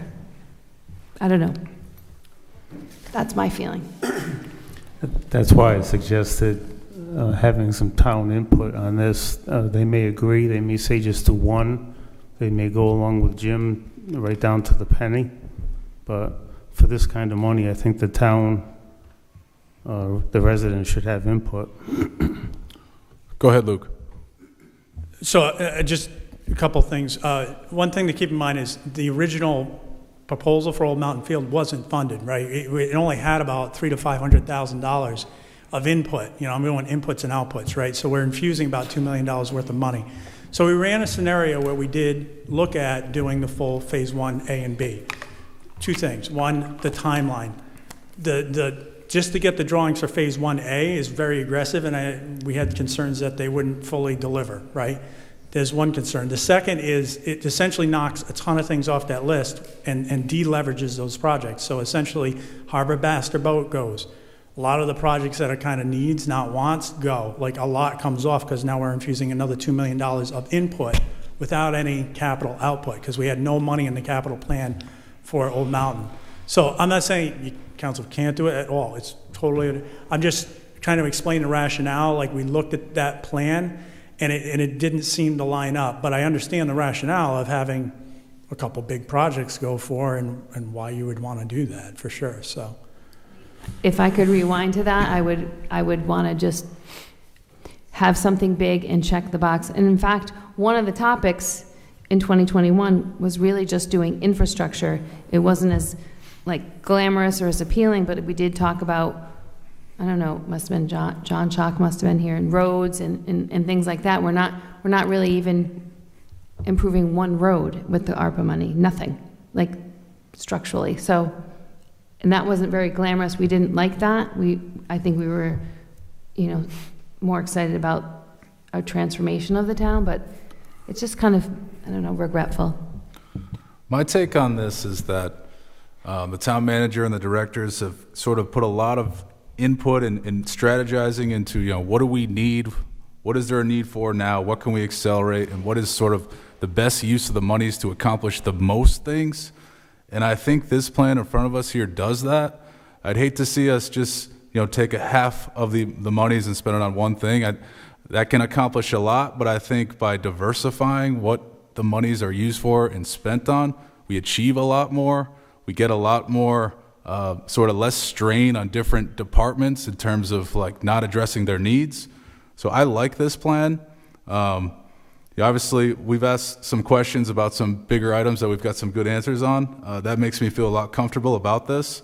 And I get the need and the urgency to sort of move forward with this to make sure we dot the T's, cross the I's, obligate the money, and then spend the money by the deadlines. So I'm good with this. I'm comfortable. I think this is wise, and I think this taps into the director's expertise into their respective divisions and addresses their needs with the monies. So I like this plan. Just a question for either of you. What's the impact if we delay this another month? The impact could be very adverse. And I understand what, Councilman Sweet's saying, but time is of the essence. And if you look back, many towns are in the same boat, and they haven't even brought it to their council yet, and they could lose a lot of this money. So to answer your question direct, another month we probably would not be able to commit to many of these projects until we get the approval. That's why I was hoping for an approval tonight. So is there a meeting in a month? Can I? Or 2 weeks? It's in 3 weeks from today is the next meeting. Right, but that's, to Greg's point, if we forget about the judgment of the manager and the staff on what the priorities are, if a member of the public comes in and says we should take the money and build an amphitheater at Marina Park, I don't think any of the 5 of us are going to vote to approve that night. We're going to ask the staff to check into whether or not it works, whether or not it fits with ARPA. My overriding concern here is I think we're out of time. And I don't feel comfortable myself substituting my judgment for the town manager and the staff. If you look at this whole list, there's really one item on there that really just came out of the blue, right? That's the boat. All the other stuff is all stuff we've been planning for all along. We're just accelerating it. But, and I'm going to go on record saying this, it wasn't Mike Stack that asked for that boat. After I went on it, I said, either we got to take this boat out of the water or we have to replace it. And I told him, give me some specs on what we would need, for a new boat. And he's tried to get grants. I'll say that again. He's tried since I've been here. So once again, time is of the essence. And if people came in and the council did agree on one project or 2 projects, we wouldn't be able to commit to that by December 31st. It takes months and months and months to get these engineering and consultants to get us what we need. So, hold on. Go ahead. I can understand that there's so much more information now than there was back when you guys were making these decisions. And I can understand the desire to want to change them. I know for myself, personally, I would need to have a lot of information to want to completely scrap everything that is here and that the previous council worked on, because I do think that there's a lot of good things in there, and I just really don't think we have the time at this point to sort of change directions. So that's where I stand. So you're comfortable all voting tonight and redirecting $7 million in about 30 minutes of time, but this is the first time we've looked at the reallocation? That's what you want. Greg is asking for another meeting, and I don't know if that's unreasonable given the amount of money that we're shifting around. I'm prepared to vote on this tonight. So with that, I'll make a motion to approve this item as presented to us here tonight. I don't know if you can. Legal counsel, am I allowed to make a motion to approve? Yes. Is there a second? Second. We have a motion and a second. Any discussion? When is the next meeting? How many weeks out? 3 more weeks. 3 weeks. October 15th, I believe. October 15th?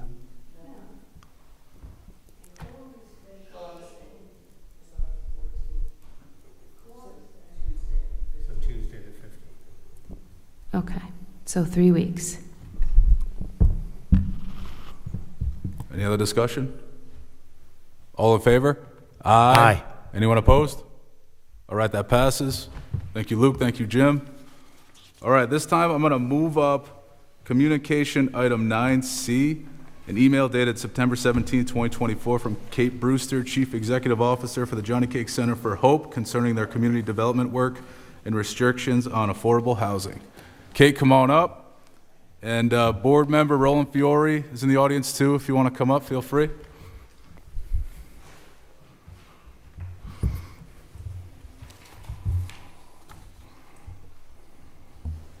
Good evening. I didn't prepare any remarks. I had watched the last town council meeting. There were some questions that were presented about our Green Street property, the deed restrictions that we have not decided to do yet. So I had written a memo to Jim kind of explaining all of the investments that we've made in Peacedale and what we plan to do, outlining kind of comprehensively where we're headed. So I'm really just here to maybe clarify a little bit the Green Street project and answer any other questions that you might have. I know, Councilwoman, you had some issues with that. So my first question, thank you for coming, first of all, I really appreciate it, and I read your memo. My first question had to do with Green Street in terms of,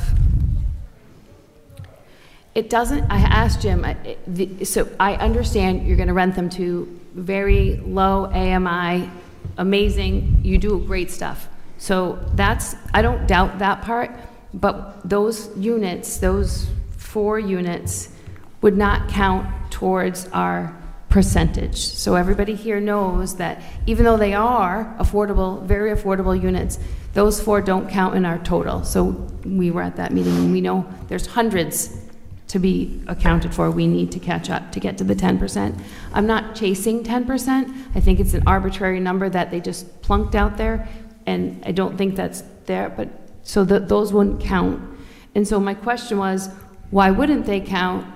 They're, you know, because if they're not deed restricted, could they be deed restricted? And Jim, in your memo, really talks about financing, but at the workshop that we did on Thursday, the Peregrine person and the other person said that many properties who are deed restricted can get financing, which was sort of contradictory to the information that the memo sort of has. And so I just wanted to just slow it down to really understand it, because they do say people with deed restrictions can get financing. Yeah, it's not that we couldn't get financing, but we're looking at a potential $1.5 million project, and we don't know, we haven't gone out yet to really explore what that looks like. So to tie our hands right off the bat seems a little bit irresponsible on our part. I understand. So we're not saying we couldn't get it, but if we went to a financial institution and said, we've already restricted the deeds on all of these units, they're going to know that we aren't able to bring in the same amount of rent that we would without that. We are open. I just want to be clear, when we took the property over, they were not deed restricted. Those restrictions had run out. And when we got the property tax exemption at the state level, there's no condition that those properties be restricted. I thank you. So, I understand we're not that. opposed down the road to looking at our entire portfolio once it's all done and renovated. We still have properties on Kersey Road that need to be, we had a fire in one, have major upgrades.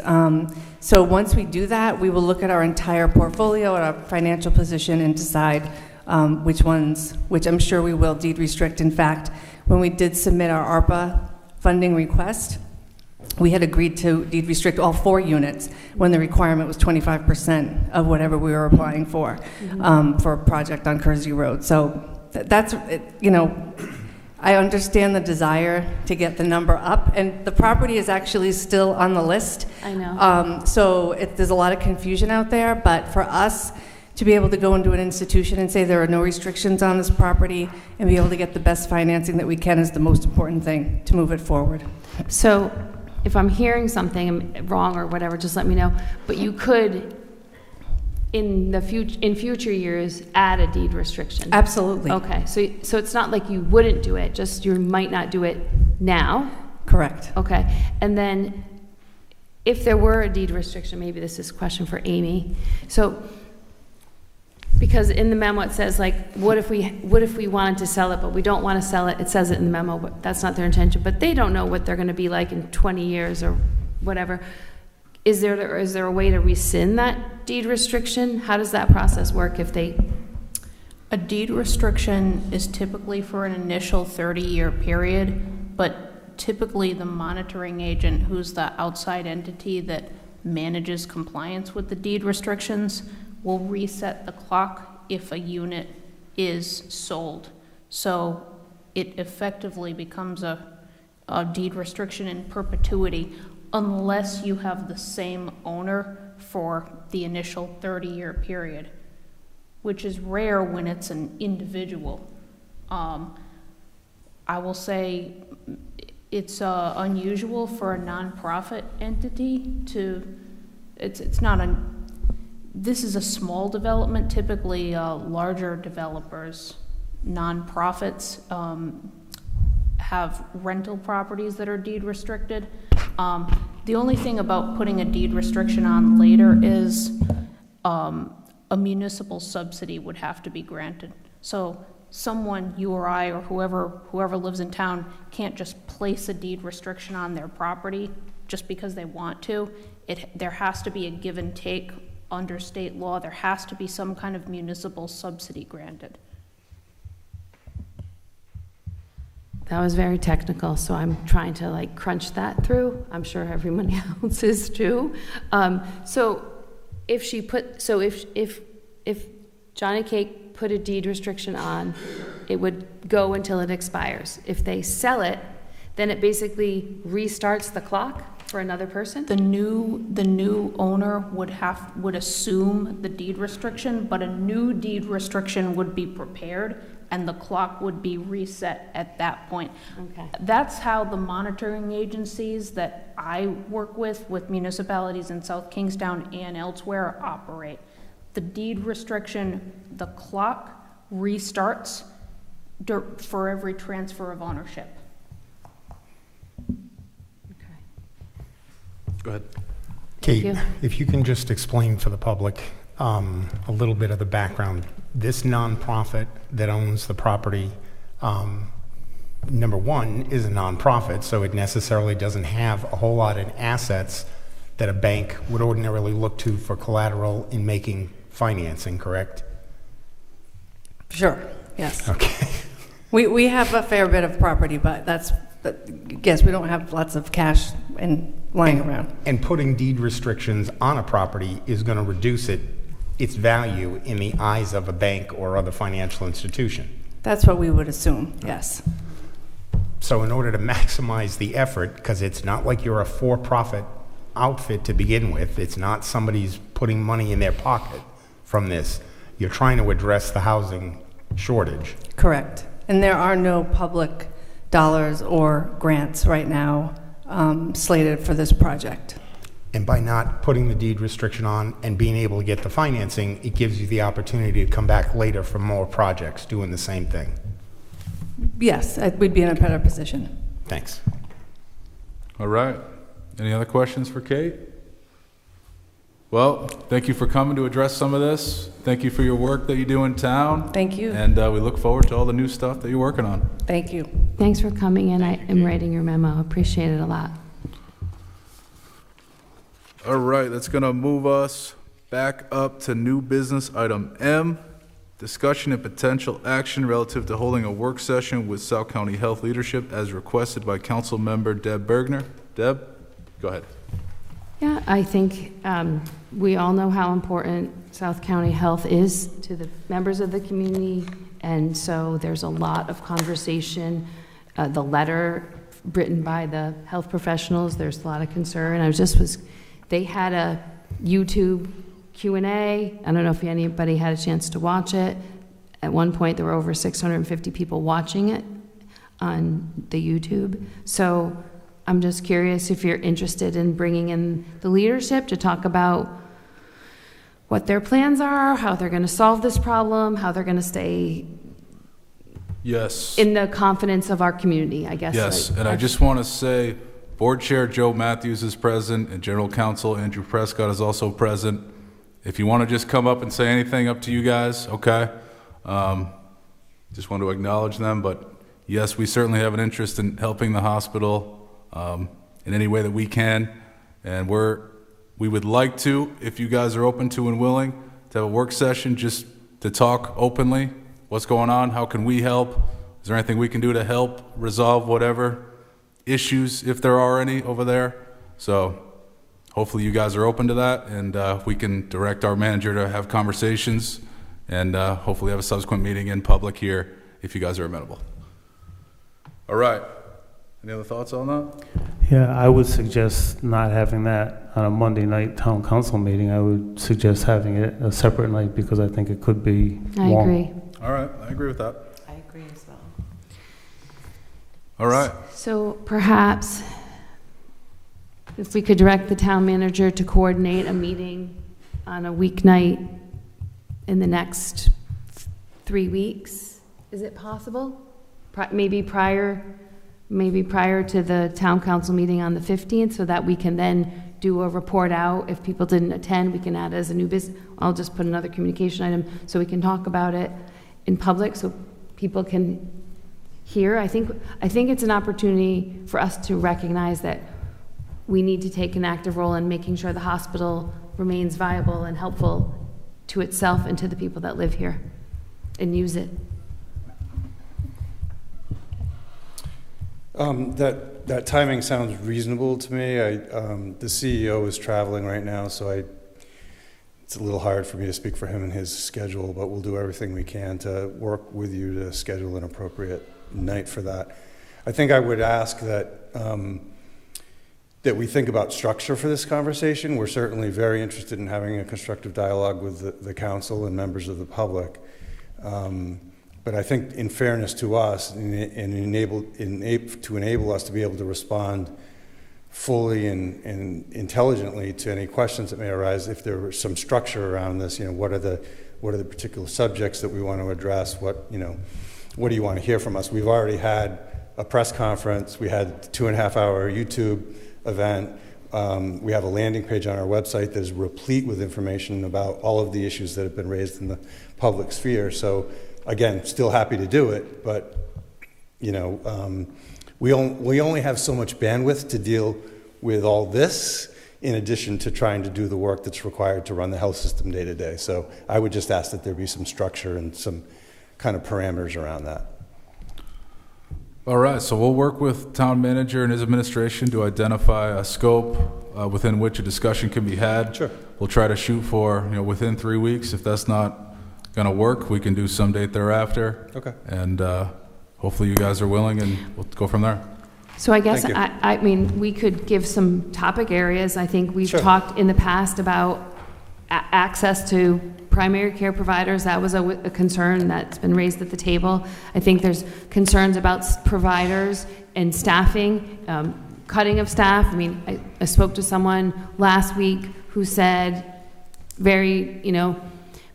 basically that all services that don't make money were reduced out of the hospital. And I mean, I have no way of verifying any of this. They're like, there's no home health navigator, so the person who needs home health care, there's not that person. So I want to hear and sit with the hospital and hear from them so I can understand it. So when I go out and about in the community, Sure. I have some facts and truth and not, whatever that Yeah. person was saying. Totally understood. Fair point. I would just highly recommend, and I know all of you are interested, to go to that landing page. We've put in a ton of time to respond to questions just like that, Councilwoman Berner. So there is information out there in the public sphere on almost every single issue that come up. But again, happy to participate in this process. I just want to underscore how important the hospital is to our community, and also to thank the doctors and the nurses who are still on board providing services for our town. And I really want that not to get lost in all of this. There are a lot of wonderful caretakers at the hospital, and they're very important to us. The hospital is really an extension of our community and a lot of our families. a lot of the doctors who were born there and have grown up to work there. We all have families that have received care, whose lives have been saved. So the ties of this hospital run very deep with all of us. Understood. And so it's really of the utmost importance that we keep this asset strong for our community. Thank you, I appreciate that. And while I appreciate that you have you have a lot of bandwidth expended, I feel like we literally live here and might be using that or needing to use that. And Sure. When the oncology team all exits, They didn't all exit, so, well, again, a group did, Okay, a group but of it's- 4. But I think that's the details matter here. So right. it's- But I think it's everybody, because Yeah. it's everybody that is saying that. But I'm just saying, we are very invested because we live here and we need to take our loved ones there Fair and want enough. to take them there. Fair enough. So Okay. just maybe prior to, just before the holiday weekend, Jim, anytime in there, the 3 weeks. I'll speak to Mr. Robinson tomorrow and relay the request by the town council. What I would ask the town council, I'll send you another email, is please send me your top items you would like to bring to this meeting, and then we'll set up a date. All right, thank you, Jim. Thank you, Andrew. Thank you. All right, gonna move on to item N. Luke Murray, come on up.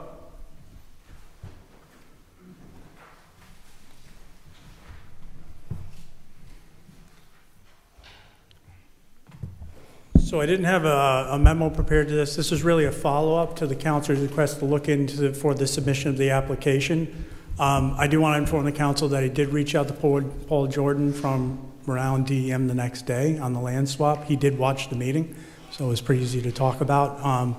He said there wasn't a requirement from DEM side to have council endorsement of the application. That said, I'll pass it over to legal counsel for their interpretation on it. Amy Goins had written up a memo on this.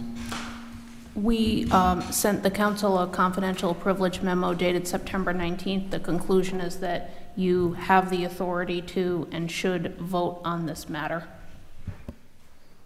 All right. So has the community input session that we hosted at the last meeting, does that satisfy the community input we were required to do related to this? Luke? So Amy? From DEM standpoint, yes, certainly glad to come back if the council, deems it fit to discuss it further, whatever you determine you want to do. Or you can pass a resolution to support the submission and application to Rhode Island DEM for the land swap of Hazard Field. Okay. Just to go back briefly, have you submitted to DEM under the, whatever it is, LWCA? No, not yet. Okay. This is one of the check boxes we have to do. Before you go. Correct. Okay. So And you we're still explained- prepping the application, the appraisal, all of that, so. And you explained last time that the reason for holding off on making the submission was because there's a 3-year timeline, and the construction of the new school, won't be done until April or May, summer of 27. Yes. Okay. Any other questions for Luke here? Yeah, the application can't be submitted 3 years before the completed date of the school. Am I understanding that right? Generally, so you can submit whenever you want, but there's a 3-year window from the date of approval that you have to complete the conversion itself. So it's time. We're moving towards submittal. We're within that window now. So we could probably submit at any time at this point and be comfortable that we can meet that 3-year window. But they give you 3 years from the time of approval to complete the full conversion. Keeping in mind, not only do we need to complete the school, we need to demolish the other school, which is going to probably go beyond that 27 date. We're going to finish the first school, move the students in, but we probably have another 6 to 8 months to raise that building and build fields. All right, any other thoughts on this one? I'm prepared to take a vote on this, so if there's a motion, go ahead. I'll move that we direct the town manager and staff at an appropriate time to submit to DEM as the state designee for the federal agency responsible for this conversion program to do the conversion for the two pieces of well, no, it's one piece of property. To do the switch, for lack of a better phrase. All right. Amy, that's good. That satisfies what we need here? Yes. All right. Do we have a second? Second. Okay, we got a motion and a second. Any discussion? All in favor? Aye. All right, that passes. Thank you, Luke. It's going to bring us next to item P, discussion and potential action relative to the payment for the testing of geothermal energy at the new South Kingstown High School location as requested by Council Member Greg Sweet. Greg, go ahead. Yeah, I was actually surprised to see that the school volunteered to pay that. I thought everything, all work for the project had to come from the $150 million, the bond. I think it kind of set a bad precedent going forward that they can spend money here and there at their discretion. I would like to see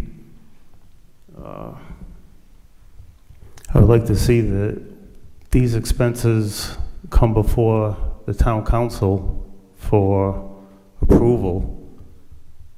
I also think the school committee should be reimbursed for this $150 out of the bond, and I also think they should be reimbursed the $350 that they've spent on architect fees also, because that also comes under the $150 million bond in my mind. So, Chris, my first question, are any of these costs eligible for reimbursement here? Go ahead. Hi, nice to see everyone again. So yes, architectural fees and planning fees are considered reimbursable under RIDE's regulations.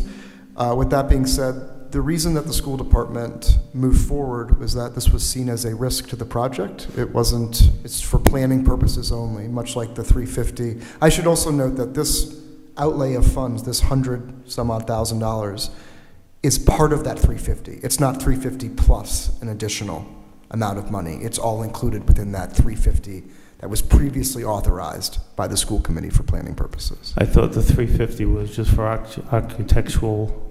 It was for planning purposes. I don't have the exact language of the resolution in front of me, but it was a much more broad description. It also could have provided for owner's project management fees, engineering fees, consultant fees.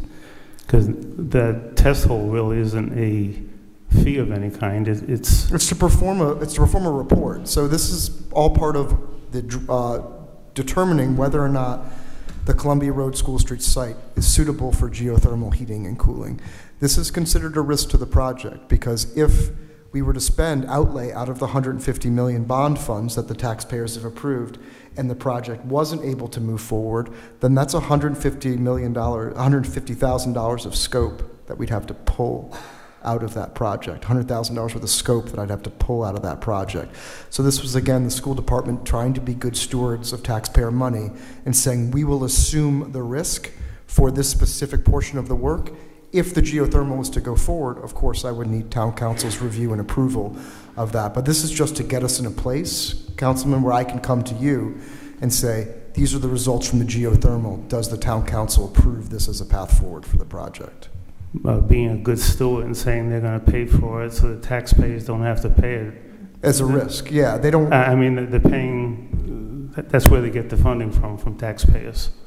So taxpayers, in my mind, they're paying $150 million plus the $350 for architectural fees and the $125 for the test hole. Go ahead. So you see it as like a way to project creep, Greg? You see it as a way as project creep? Like, so then you're getting, is that what you're saying? What I'm saying is if the school paid this as a loan, then they should be paid back. If they are making decisions putting money toward this $150 million project, I think they should be getting approval from the town council. And this should be going forward too. This isn't just for this. If anything else is decided by the school committee to pay for, and it's not going to be part of the $150 million bond, then we're already going higher than the 150 if the 150 is completely spent for school.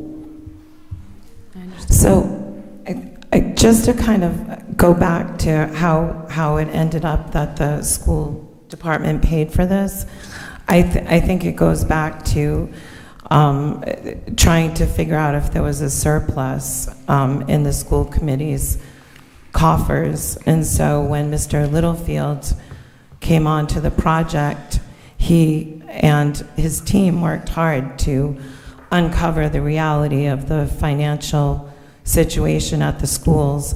And in that, there was discovered a surplus, basically. And so that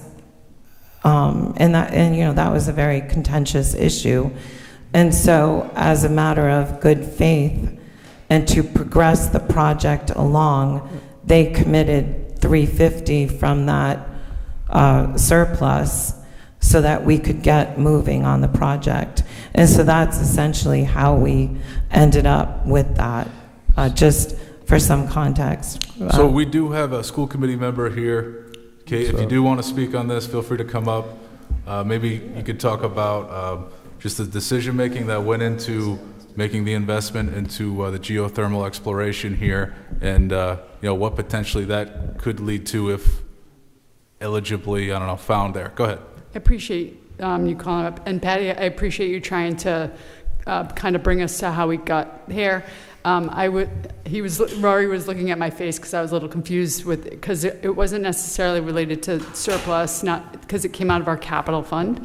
And it was $350,000 because we were constantly having the discussion as to how is the school district going to be contributing to this project. So we came to the good faith offering to say we'll take it out of our existing capital fund. So it was not out of our operational fund. So our capital fund, we took the 350 and we fronted it over. It is reimbursable out of the 150 million, and Chris can get into a better discussion about that. But it was all to make sure that we could get the project moving forward. We weren't trying to go behind town council's back and trying to not approve things without your submittal. This was all to just to make sure that we could be moving things forward. The 350 was put aside well at the beginning, and it was strictly known that it was going to be reimbursable out of the $150 million. So I think to Greg, to your point, when it does get reimbursed, it doesn't come back to the school district. It goes back to the town. And then that's the discussion as to what do we do with it then, right? Then when that money comes back to the town, does it go into debt service? Does it go to a capital improvement fund for our school buildings? But that's a bigger conversation for the full reimbursement piece. I don't know, hope that helps clarify a little bit. I've got a couple of questions for Chris. Just to be clear, do I understand that it's $125,000 for the test drilling? It's less than that, but rough number, sure, 100,000. Okay. And is that 125 part of the 350?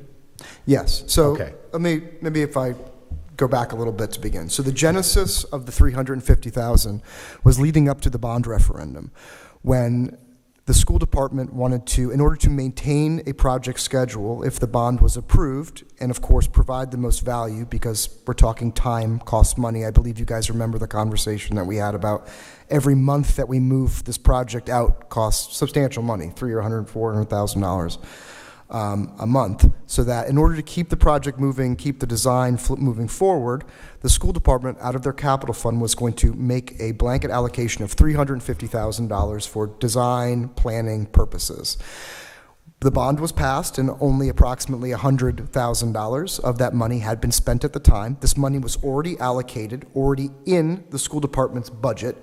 And so in order to keep the project moving again, because geothermal is is a risk to this project. This test well may not pan out. We may not be able to do geothermal, but it was felt that this same sort of risk assessment or risk management on the school department side would be prudent. Money was already allocated. Let's move forward, keep this moving forward. This test is by no means a scope of the project. This test will not determine whether or not the project is geothermal or not. That is a much larger and much more complicated discussion for the school building committee and the town council as the issuers of the debt. This is just for us to get data so that we can provide to you the tools necessary to make a decision. And the 350 for design and planning was part of your calculation that you brought to the council within that 150 million. So it's not 150 million and now it's another 350. It's a design fee, yeah. Thank you. Okay. I watched the school committee meeting last week, I think it was, and one of the gentlemen on the school committee talked about committed funds for the project. Carol corrected him, saying that the 350 was for architectural costs. She said, while it's within the policy, it wasn't best practice. The CFO said it came out of the capital fund balance, which is a little over $500,000. But I can see little nickel and diming taking place here over time. To me, it's an add-on, and add-on should fall under the $150 million bond. So it's a report to determine whether or not you want to add in scope in terms of a geothermal system. I was at that meeting. I don't remember the exact comment that was made. There was no issues brought up by legal counsel at the time about this $350,000 also being used to fund a geothermal study. With that being said, this is the reason that the school department wanted to forward this study was that it has the potential, as we learned earlier during our work session, to provide a basis for substantial federal reimbursement that, if it is the town council's prerogative, that could decrease not only the debt burden of the bond project, but also decrease operating costs over a very long period of time if you're not paying for gas and electric for a new building. I understand, I think, in theory, your point, Councilman, but I think that in this particular case, everything was done for the benefit of the project and the taxpayers, not to try to add in additional scope. It's to figure out the most effective way to move this project forward and provide the data that you need to make decisions around not just the cost for building the school, but potential operating costs downstream. All right. Thank you, Chris. Any other questions up here? Good. Yeah. We had a little lesson months back about geothermal. I think it's obviously and today's work session only enhances the fact that if we can do geothermal, we should do it, right? I understand that it needed to get done. I think Greg raises a fair point, and all he's asking for is clarification about, is it project creep or is it part of the bond? And I think that's a fair and legitimate question. I don't really understand the school department, how they fund their capital. Is everything unassigned? Did that get shifted away from something else? Where did Kate go somewhere? Sorry, I can't see you because you're literally right behind the podium. I apologize. So, I guess most of our capital is all assigned to all these different things. I just didn't know how that was unencumbered, I guess. And then I respect Greg for bringing it up, because I think we don't want the school department to figure out a different creative way to do these extra things when the community is going to be taking on. So I think I better understand that part, Councilwoman, and I think if this was a situation where we were saying we want additional windows and the school department's going to fund them, I think that's an example of the scope creep that you're talking about. I think in this case, it's planning purposes to give the town council a better decision about how to spend that 150 million, not additional onto the 150 million. I agree with that all decisions based on spending need to go through the town council in terms of the reality of the design and the construction of the building, and you approve contracts and subcontractor bids and all of the other line items that give you stewardship over the project. With that being said, I find this to be a different case than I think the one that you're laying out in terms of, adding. I'm not laying out anything. Oh.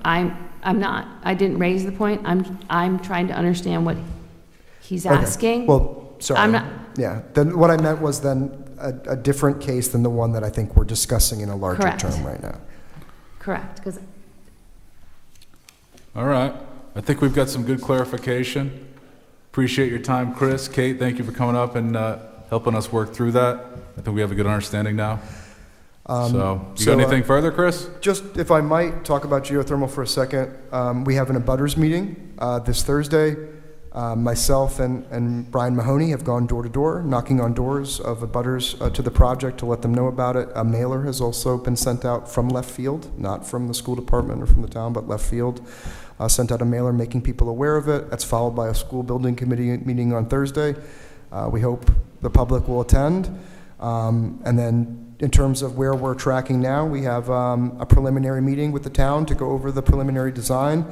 I have seen it, and I can say that it's not going to surprise anybody in terms of it's still the basic, same everything that everybody's reviewed before as part of the stage 2.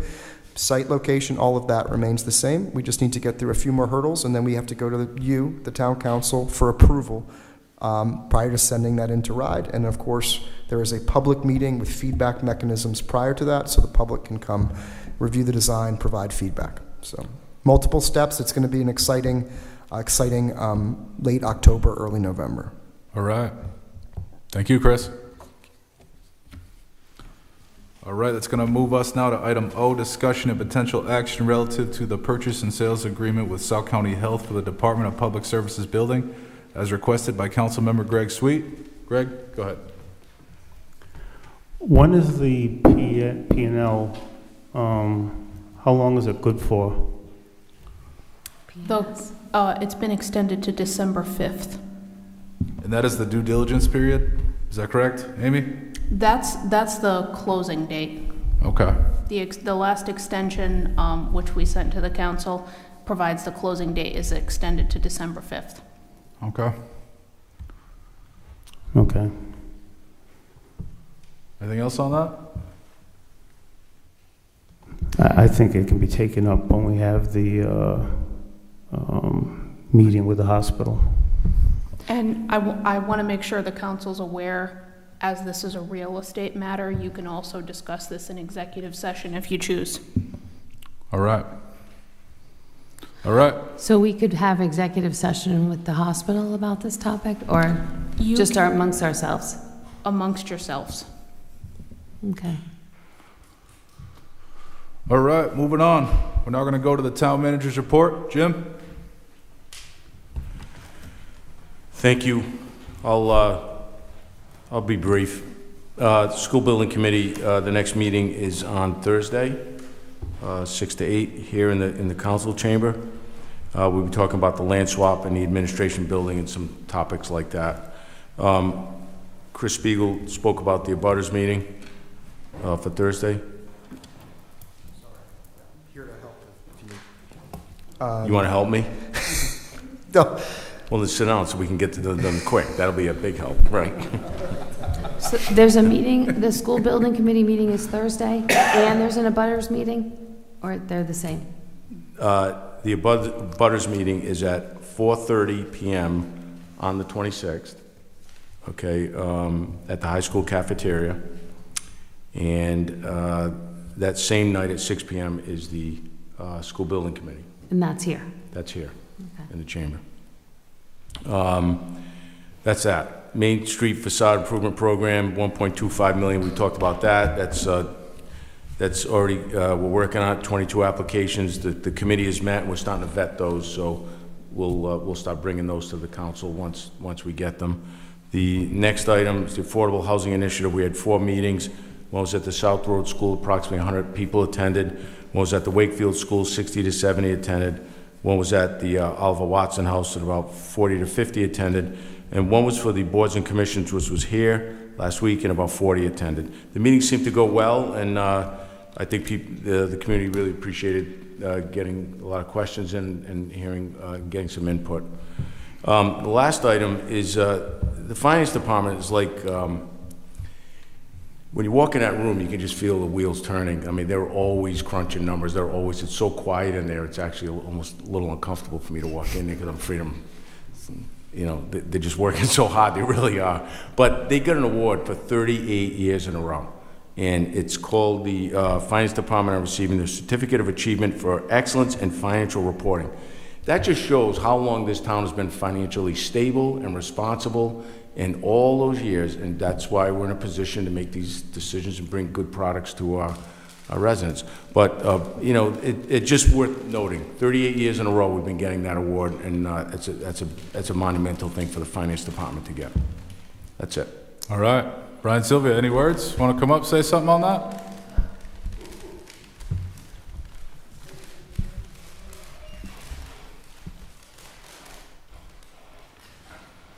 Very briefly, I know we're getting late. Just special thanks to both as Jim mentioned, the staff of both the town and the school department, their finance teams, with the special thanks to Rose Bouchard, the deputy finance director. She really leads the charge on this and make sure we dot all the I's and cross all the T's to get the filing in every year. So thank you.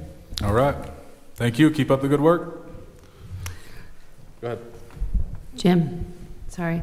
I saw on the town's Facebook page that EMS has a bike program, and they all got recently trained, and I don't recall ever hearing this great idea and program come from anybody. Has anyone heard of that before? Have we talked about it? So we didn't talk about it in Capitol, and we didn't talk about it in a meeting. If Craig could come back, I know he's not here, and talk to the community about they all got trained and what they're planning on doing and how that's going to work for the community, because that was news to me, and I learned about it on social media. It's news to me too, so that's an issue. but Craig has a lot of creative programs. I know. I don't monitor Facebook. I know. I know. But I'll talk to Craig about it. I don't know what it's all about.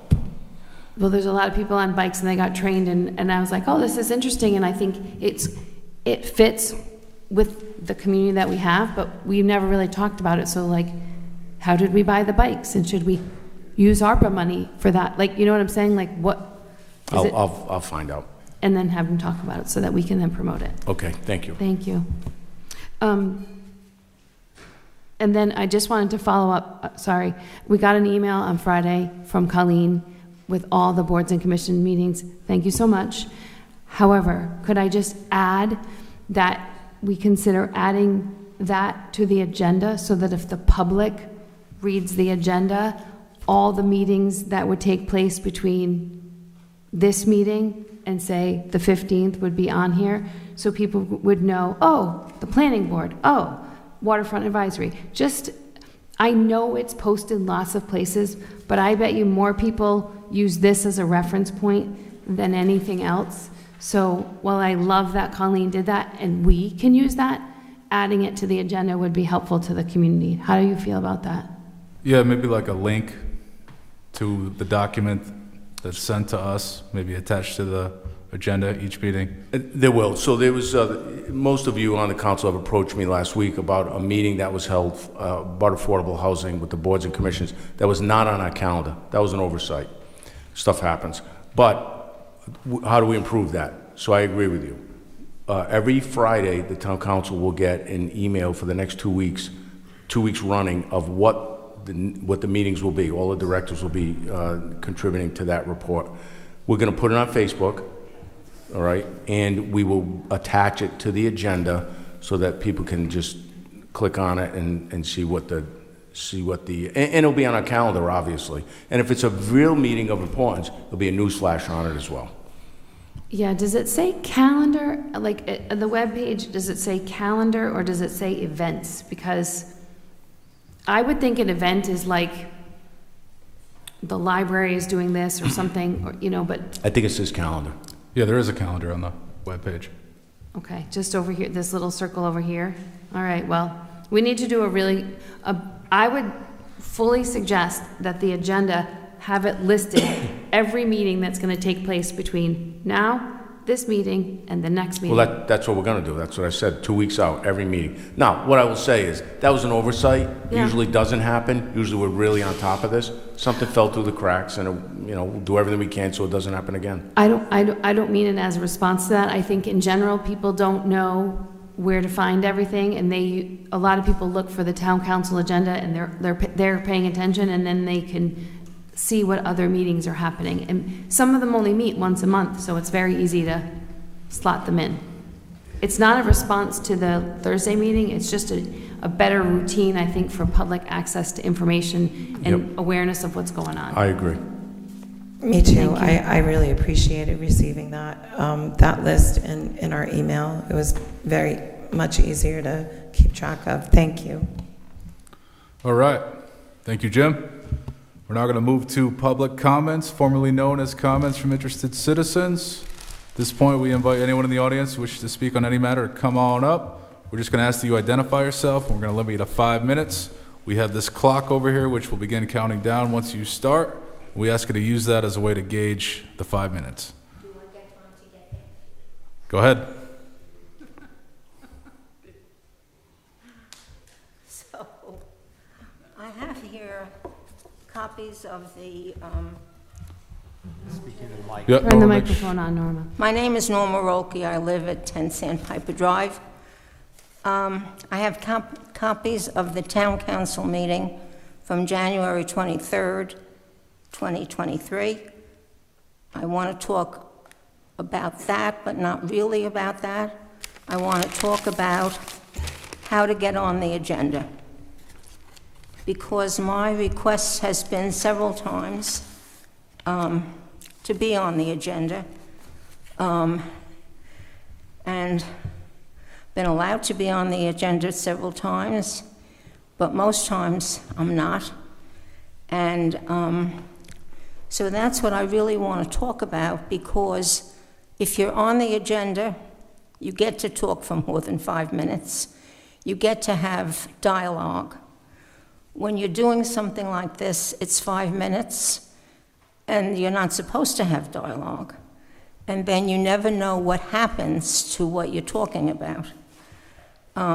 So in the past, I've talked about my concerns about safety and the lack of plowing, and I was told, thank you very much. Nobody seems interested in that. For me, that's very important. So I want to go to that council meeting was about a complaint by Broad Hill that it was unfair and a free ride, that some private roads got plowed and theirs did not. And I never understood why that got on the agenda, because their roads are private roads. They own their roads, they're taxed for their roads. But they did get on the agenda on the basis of it was unfair. And that's what was voted on. You all voted that it was unfair. And then I think if it was so unfair, what you could have done is to say, okay, it's unfair because your roads are being used, and we can solve the unfairness by agreeing to plow the Broad Hill Road. You could plow it the same way our roads were being plowed, 3 inches after a snow. 3 inches have to fall before they get plowed. No pre-salting, no sanding. You don't go back. And if it refreezes, you don't go back. And they could have gotten the same thing that we get, and that would have been fair. But you didn't decide to do that. Instead, you decided to listen to the president of that association, who made 3 recommendations. Plow, don't plow, plow all the roads. Those were the only 3 suggestions that were made. There are many more that were possible. and you voted on that. And I think that that was illegal? Okay. According to your Rule 10A, if an item is introduced on the agenda at a town council meeting, it cannot be voted upon at that meeting. And what was introduced was the idea to not plow our roads. And that, I think, was the beginning of a whole series of guesses between all of you that were not true. There were many records. You said there were no records, it was a handshake deal. There are thousands of records. They go back at least to 1948. And then you said it was going to cost, it had already cost, hundreds and thousands of dollars of town money to plow our roads. You didn't even know what roads they were. You didn't know what kind of roads they were. And then when we came to complain about it, you didn't let people be on the agenda. We kept coming up in public comments. One time there was a whole lot of people on the agenda talking about how the roads got plowed, and it didn't matter. They said why, they said how. They offered solutions. Nothing was considered. And so my question really is it even valid? Because then you sent us out a postcard saying that we were legally responsible to maintain the road. Norma, if you could. That's it. I just All right. want to know. I don't think it's valid because you never voted about the maintaining the roads, and I think the vote that you took should not have been taken. So I don't think it's valid. Okay. I think what you did was abandon the road. Okay, thank you. That's what I mean. Norma, so I just want to go back to the first part about how you get on the agenda. Oh, So- I know how, Okay, but I don't get on. so you write to the council? I do. I do it before noon and Wednesday. Okay. I do all those things, as do many other people. And one of the questions that was never answered because you directed us to Mr. Ursillo was how can you make us responsible for roads that we don't own? That was never answered. Yes, I do know how to get on. Okay, so because that was the beginning part, and you're like, I don't know how to... No, I'm sorry. Okay. I didn't mean to say I don't know how. I meant to say we know how to get on the agenda, but for some reason or another, sometimes we are not on the agenda. And then we're here now. Whereas if this were on the agenda in communications, we could have people here, and we could hear all the sides, and maybe come to a solution. I mean, we can't get plowers and all that kind of stuff, which you know. Right. I just remember all the times that we did talk about this, and we had lots of people here. Yes. We made motions to add it to the agenda. We had long conversations, right? Yes, but you never had a public hearing. So I'm just going to keep going, try not... Well, I just want to say, Norma, we did address that issue at several meetings, about 12 or 13. I know, but So may I we say didn't want one to thing? just continue to have that discussion. We had already brought clarity to an ending. But you kept saying, but it was unfair. No. The sins of the father. So I remember that I was there with you, and I asked many times, what other solutions do you have? We have a solution. We had 10. So I don't recall any solution other than we would like it to go back the way it was. No, I think there were solutions. In fact, you made them in that council meeting. All right, that maybe we think- could pay in. I think we need to acknowledge That is what other towns Norma, do, by the please. way. Okay. We acknowledged your request at several meetings. We had about 12 or 13 when Yes. we took up the issue. We finally came to a decision. You guys presented your case at several meetings. We came to a decision. I'm sorry that you still have uncertainty or lack of clarity. Our legal counsel advised us to advise you, if you want to go toward another remedy to seek further, That's it. file a complaint in court against the town. Oh, yeah. That's the next. That's what we have to do, but that seems like a long road, Well, expensive, time-consuming. you know, that's Doesn't where, have to be that way, but no, I know. that's where we're at. I We've can already go to the vetted Superior this. Court. Norma, I'm sorry. There's no reason for us to do this again. Okay, Thank you. thank you. Yep, go ahead.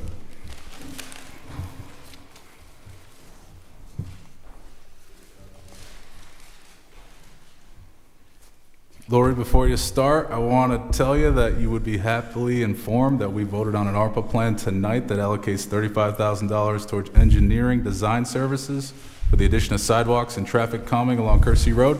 Just want to tell you that. Go ahead. Did it say Kersey Road? Yes. I didn't see that on the slideshow. Oh, it's because it's on this detailed sheet that's on a slide. Okay, that is amazing. I'm very happy to hear that. You can have my copy. Okay, all right. Let me just real quickly summarize, though. I just want to make sure that the council's aware. I brought this up first in May of 2023. I met with the Department of Public Works, town manager, police chief, did all sorts of things, lots of phone calls, nothing happened. Came back in May of 2024, it was on the council meeting. You had a traffic study, had other things. And June of 2024, I was back at the council meeting, went over, everybody agreed it was a horrendous safety issue. And you referred it to the town manager for alternative solutions. We've been trying to work on alternative solutions short term, and it's still stalled. So I just wanted to make sure that this was still in front of the council. I'm thrilled that that $635,000 includes Kersey Road. It's also a couple of years out. We're trying to find an interim solution, a short-term temporary solution until those sidewalks are built.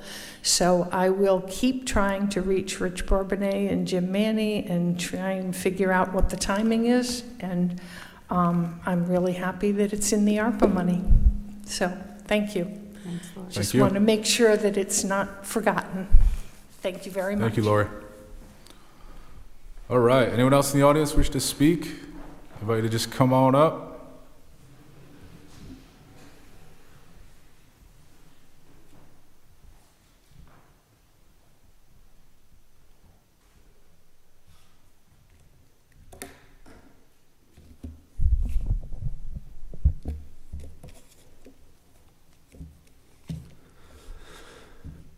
Good evening. My name is Doral Beasley.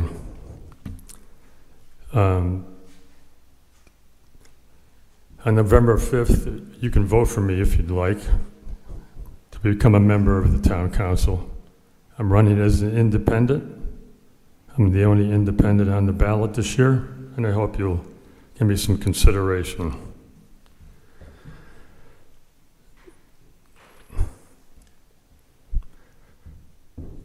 If I was successful and got on the town council, and if we change the dynamics of this body, I can tell you one thing: public comment won't start at 10:45 at night. Look in this room. How many people still here in this room, out here in these seats, don't work for the town?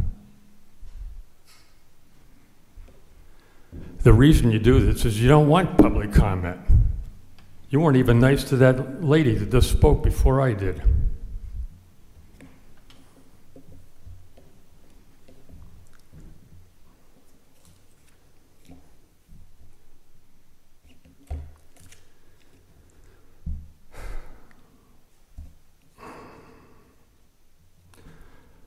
The school district, where that money came from, the $350, it came out of undesignated fund balance, AKA surplus, AKA leftover cash. Okay, it happens every year. They end up the year with some money, and they spend it. They're legally they can do that. But what they did was they squandered American Rescue Plan and ESSER 3 funding that was supposed to be used specifically for students to get back their learning losses because of COVID. And our school district did not do that. They squandered the money. As a matter of fact, I believe close to $300,000 was evaporated because they didn't use it in time. Now, we have students in our school district, our indigenous students, our students with disabilities, they get scapegoated by they've gotten scapegoated by our school district in the past as to why we don't have 4- and 5-star schools, but they didn't use that money to help those children get their learning loss back. I've never heard anything from the town council at any time put the school district on notice that you don't like the way they're doing business over there. How many times did I tell you that the school district had chronic teacher absenteeism? That issue never once became an agenda item for the school committee. They had Mr. Littlefield try and explain it away one time about the numbers they sent to Providence were incorrect or the coding. Well, what I told him was, well, if the coding was wrong, send the right coding up to RIDE and have them change the numbers. Well, guess what? I just looked at the numbers again yesterday. They're still the same as they were when they first came out.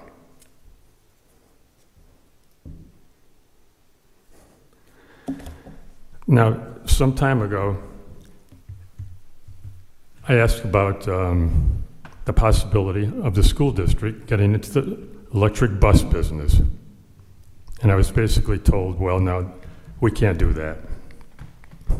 But you, Mr. Manny, during that presentation that night, toward the end said, well, if we had the infrastructure, if we had the buses, okay, if we had the equipment, the buses and the mechanics, we could probably do it for $3 million a year.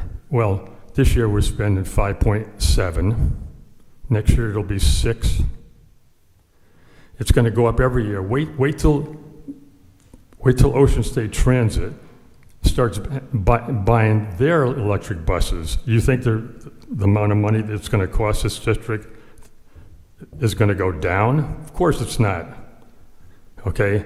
You heard tonight the possibility of buying buses with federal money, helping to bring the cost down. So I'm asking you again, the town council, when you have your first meeting with the school committee in December, I would like you to bring that up, is to come out with a plan that see how long it would take for our community to get into bus business. Because if you can do it for $3 million a year, when you're spending 6 now, that $3 million you're saving, that's 50% of the bond. That's 50% of the bonding cost that you're putting on the taxpayers to build that high school. All right, Doral. Thank you. Okay, anyone else in the audience wish to speak?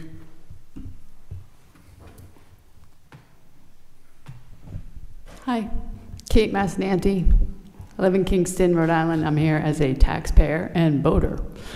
I have to agree with one thing that Mr. Beasley said, and to have public comment at 11 o'clock at night is kind of contrary. I lived on the school committee from 2017 to 2021, and as we all know, those years were very trying and very difficult, and many of our meetings went till 11, 12, 1 in the morning. And many of folks, we did have a lot of people who attended, and they would come and they would sit and they would have to wait. And I was only waiting because I knew of the topics that were on the agenda. But I stayed because I wanted to see how many people would stay and actually communicate. But I would suggest and this isn't like, it really is a gentle suggestion, figure out a way to adjust your agenda, like maybe put the manager's report on first, let community comment happen after. But there's got to be a better way than having 90-year-old women here at 11:15 at night, and also myself here at 11:15 at night. I'd like to go to bed, so I'll leave it at that. And I just appreciate, everything that has been going on the past couple months. We've come to a good place with things, and but your agenda should get retweaked a little bit. Thank you. All right, thank you, Kate. Okay, anyone else in the audience wish to speak? Okay, we're gonna move on. Yeah. I'll move to extend the time for 40 minutes to complete the meeting. What was that motion? How many minutes? 40?